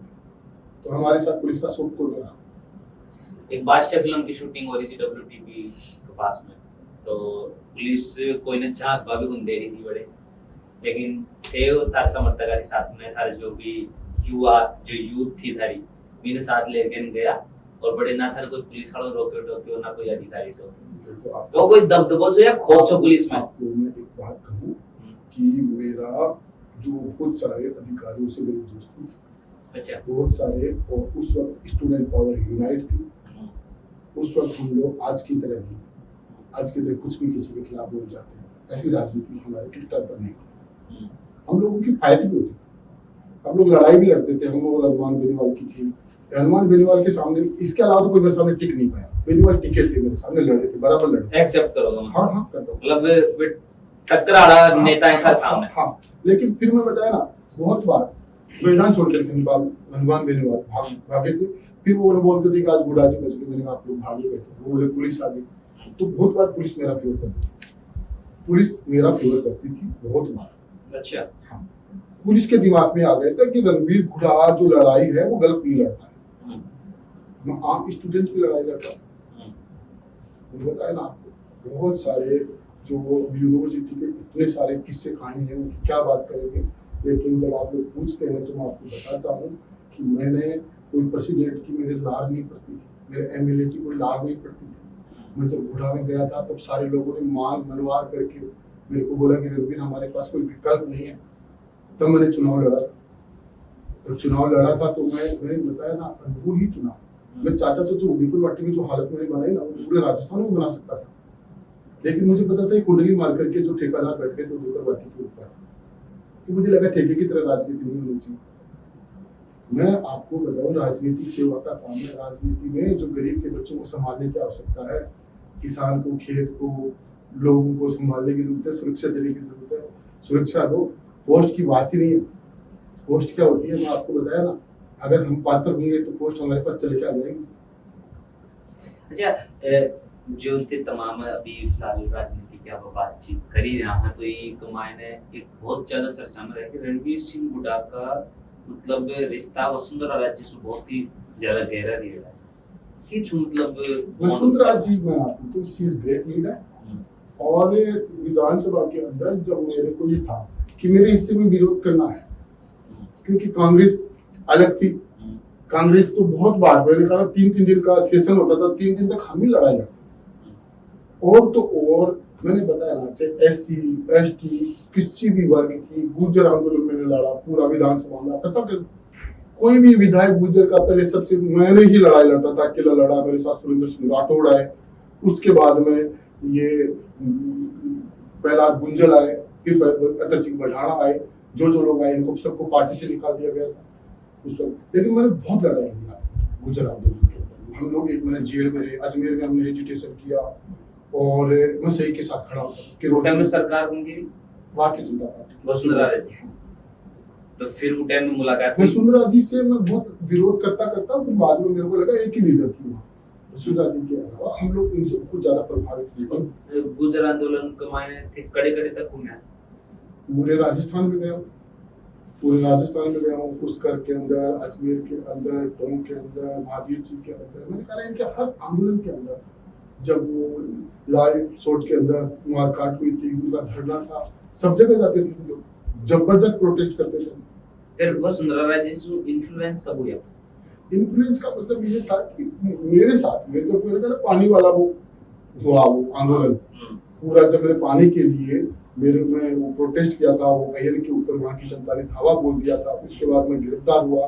गिरफ्तार होने के बाद में मेरी जमानत नीचे वाले कोर्ट से, हाई कोर्ट से खारिज हो गई थी। कोई परिहार थे हाई कोर्ट के जज, और वो परिहार मेरे को किसी ने बताया कि वो भैरव साहब के खास थे और उन्होंने वो खारिज कर दी जमानत। वहां पर भैरव साहब आग लगाना चाहते थे राजस्थान के अंदर सरकार के खिलाफ, और वो आग लगना शुरू हो गई थी। वो आग एक जिले में नहीं, कई जिलों में लगना लग गई थी। उसके बाद में जो मुझे लगता है एसपी अग्निदेव साहब थे, उन्होंने कहा होगा कि ये मुश्किल हो जाएगा कंट्रोल करना, और उसके बाद में वो मेरे को सरकार ने वो 60 दिन में चालान होता है, अगर 60 दिन में चालान हो जाता तो मेरी जमानत नहीं होती। फिर वो 60 डेज से ऊपर चला गया था, तो फिर मेरे नीचे के कोर्ट से चला। अच्छा, एक दिव्या कुमारी के साथ में भी 2023 के अंदर फिर एक बार मिला, तो दिव्या कुमारी जी का चुनाव 2023 के अंदर मेरे बहुत सारे साथी जो दिव्या कुमारी जी के सपोर्टर थे, उन सब लोगों ने मुझे बुलाया, और उसके बाद में मैंने उनसे बात करके मैंने उनका प्रचार किया। हम लोग पहले से ही है ना, प्रचार के दौरान शायद बीजेपी में शामिल हो जाए। नहीं, प्रचार में बीजेपी में आया, बीजेपी प्रचार ज्वाइन पहले शुरू करया या बीजेपी पहले ज्वाइन करया? मेरे को सपोर्ट पहले करने लगे, पार्टी में आवाज पहला। हाँ, फिर पार्टी में सपोर्ट आवाज पीछा मैंने पार्टी में तो मैं इसलिए कि मुझे तो मैं जानता था इस बात को कि दो ही पार्टियां थी राजस्थान के अंदर, एक कांग्रेस थी, भारतीय जनता पार्टी। कांग्रेस की स्थिति को मैं देख ही चुका था, कांग्रेस का जो गोरख धंधा मेरे सामने आ चुका था। मुझे लगा कांग्रेस को रेवर के लिए राजनीति करने वाली है। तो फिर उसके बाद में मेरे को, और जब मैं दिव्या कुमारी जी के प्रचार में हमारा पूरी टीम लगी हुई थी, उस चुनाव के दौरान ही मेरे बीजेपी ज्वाइन की थी। दिव्या कुमारी जी ने मुझे बीजेपी ज्वाइन करवाया। दिव्या कुमारी जी, आज राजस्थान में सबसे ज्यादा वोटर जीत पड़े। हाँ, जीती नो डाउट। तो इनमें थारो भी हाथ मानो। देखो, हाथ सबका, जनता का हाथ होता है, जनता जिताती है। मतलब नो क्रेडिट नहीं, इन लोगों का बताओ, इन परिवार का बहुत बड़ा कंट्रीब्यूशन है आज देश के लिए, और हमेशा से रहा है।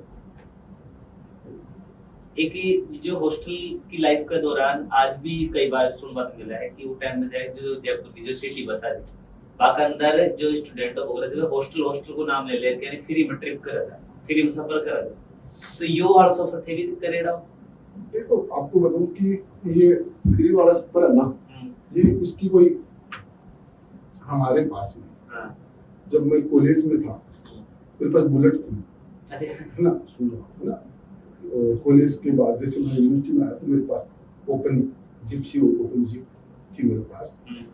मैंने कहा इतना हमारे पास कोई ऐसी कोई समस्या नहीं थी, बसों में भी हम घूमे हैं, ट्रेनों में भी हम घूमे हैं, वो अलग बात है। लेकिन मैंने कभी भी मार्केट के अंदर, जो चाहे मैं राजपूत हॉस्टल में रहा, चाहे मैं यूनिवर्सिटी हॉस्टल में रहा, कई बार राजा पार्क में यूनिवर्सिटी हॉस्टल के लड़के न्यूसेंस करके आ गए, लेकिन पूरे राजा पार्क के मार्केट में का रणवीर बड़ा न्यूसेंट है, रणवीर के लोग बदमाशी कर रहे होंगे, लेकिन वो नहीं कर सकता ऐसे हरकत। ऐसे ही स्टेशन रोड, मतलब गद्दा और छात्र नेता के अलावा एक इनोसेंट फेस भी था मेरा नाम। मैं किसी भी कास्ट का स्टूडेंट अगर हमारे हॉस्टल में आया तो मैंने उसका एक भाई की तरह, दोस्त की तरह उसका अपने साथ दिया। मेरी एक ऐसा इंप्रेशन था कि हम जो किसी भी लेवल पे जाकर स्टूडेंट हमारे साथ होते थे, हम स्टूडेंट के साथ होते थे।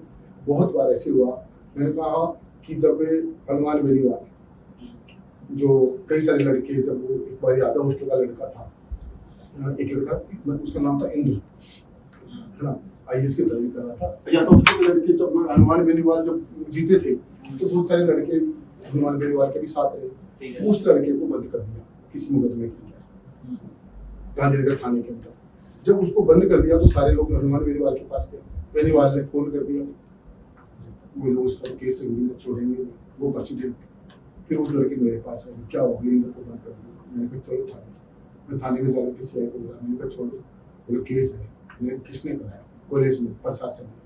मैं कॉलेज के प्रशासन को सारे को उठा करके ला करके सामने बैठा करके FIR निकाल करके और उसको हवाला से निकाल करके लेके जाता। मैंने निकाला, एक बच्चे के करियर के लिए मैं चिंता कर रहा था।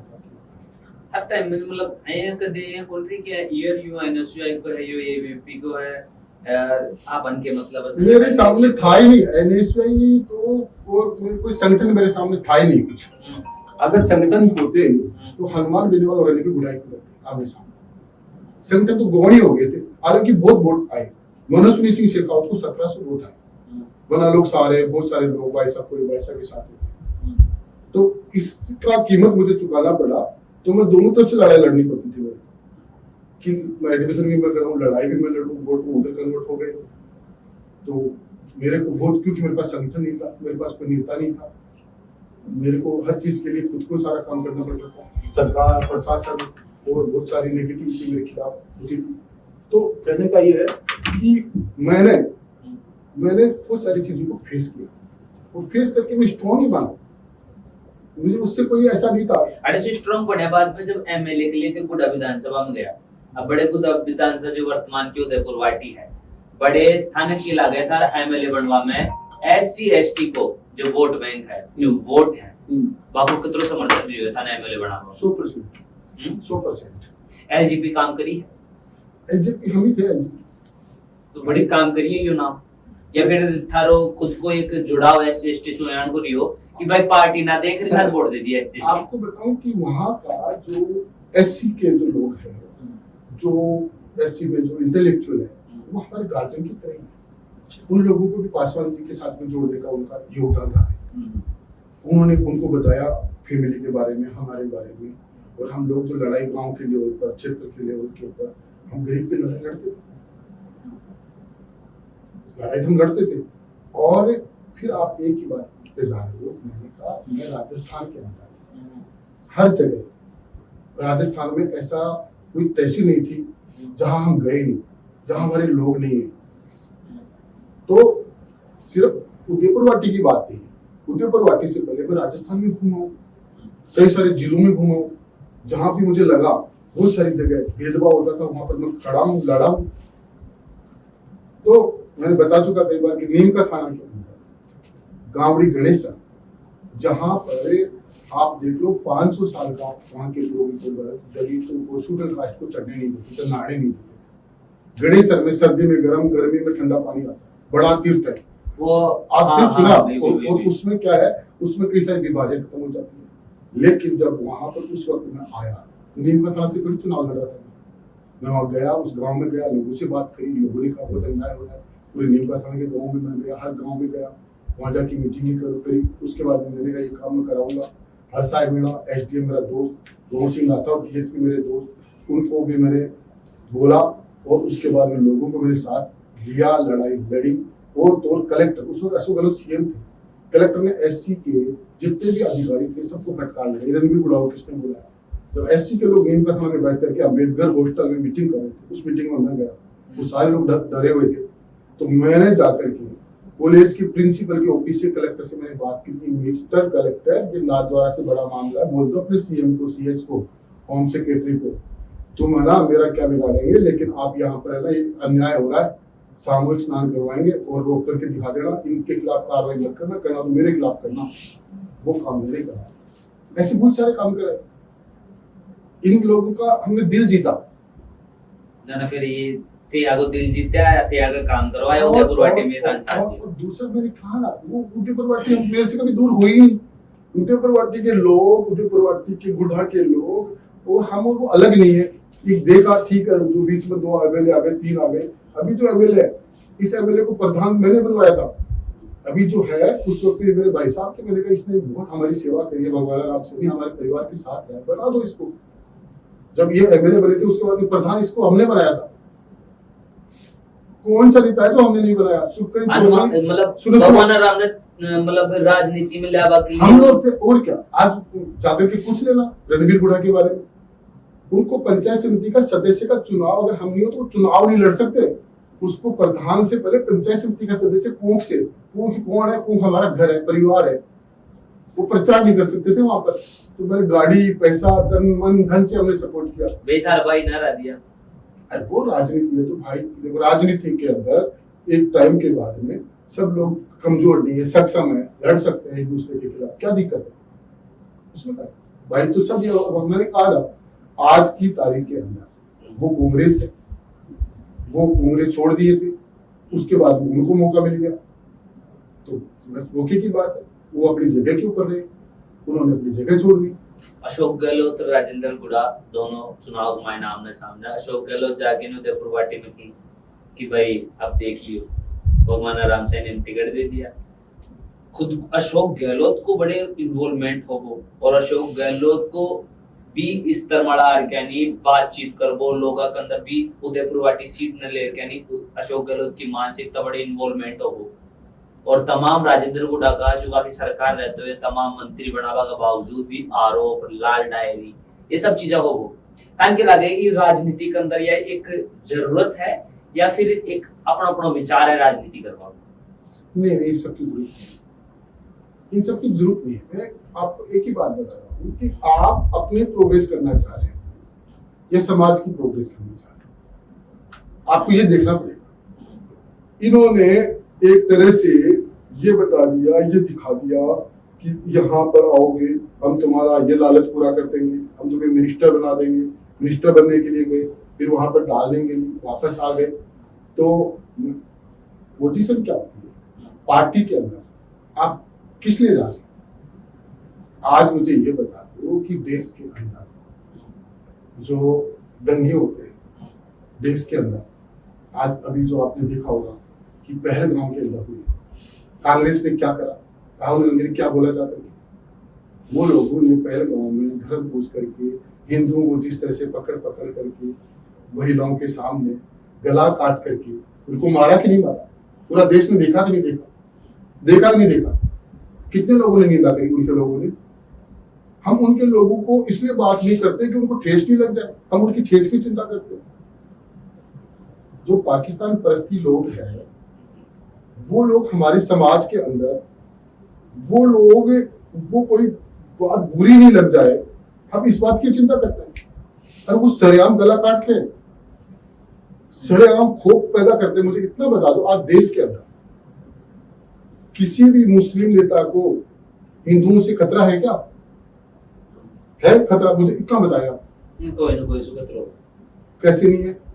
हिंदुओं के बहुत सारे नेता ऐसे जिनको सुरक्षा दे रखी है, उन लोगों को गला काटने की उन्होंने धमकी दे रखी है, बाहर नहीं निकल सकते। तो ये जो पोजीशन है, ये जो कंडीशन है, आप अगर कश्मीर जाएं, आप वहां बच्चों के साथ जाएं, तो आपको देखेंगे कि आप सेकुलर हो क्या हो। इनके पास तो सुरक्षा है। मैंने देखा है कि जब राहुल गांधी आते थे तो तार बिजली के ऊपर हो जाते थे। उससे पहले जो कांग्रेस के राज के अंदर 14 फीट के ऊपर तार थे, पूरी बस के जल करके मर गए थे। लेकिन राहुल गांधी निकलेगा तो बिजली के तार ऊपर हो जाएंगे। आम गांव का आदमी, किसान मजदूर का आदमी जा रहा है और उसके लिए तार लटकते रहे। किसकी पॉलिसी है? आज की पॉलिसी है। किसान की खेत के अंदर किसान मर रहा है, बिजली से मर रहा है, रोज मर रहा है। फिर अगर ये बिजली की उनकी किसान की हितैषी होते तो कानून बनाते। कानून क्यों नहीं बनाए? झलको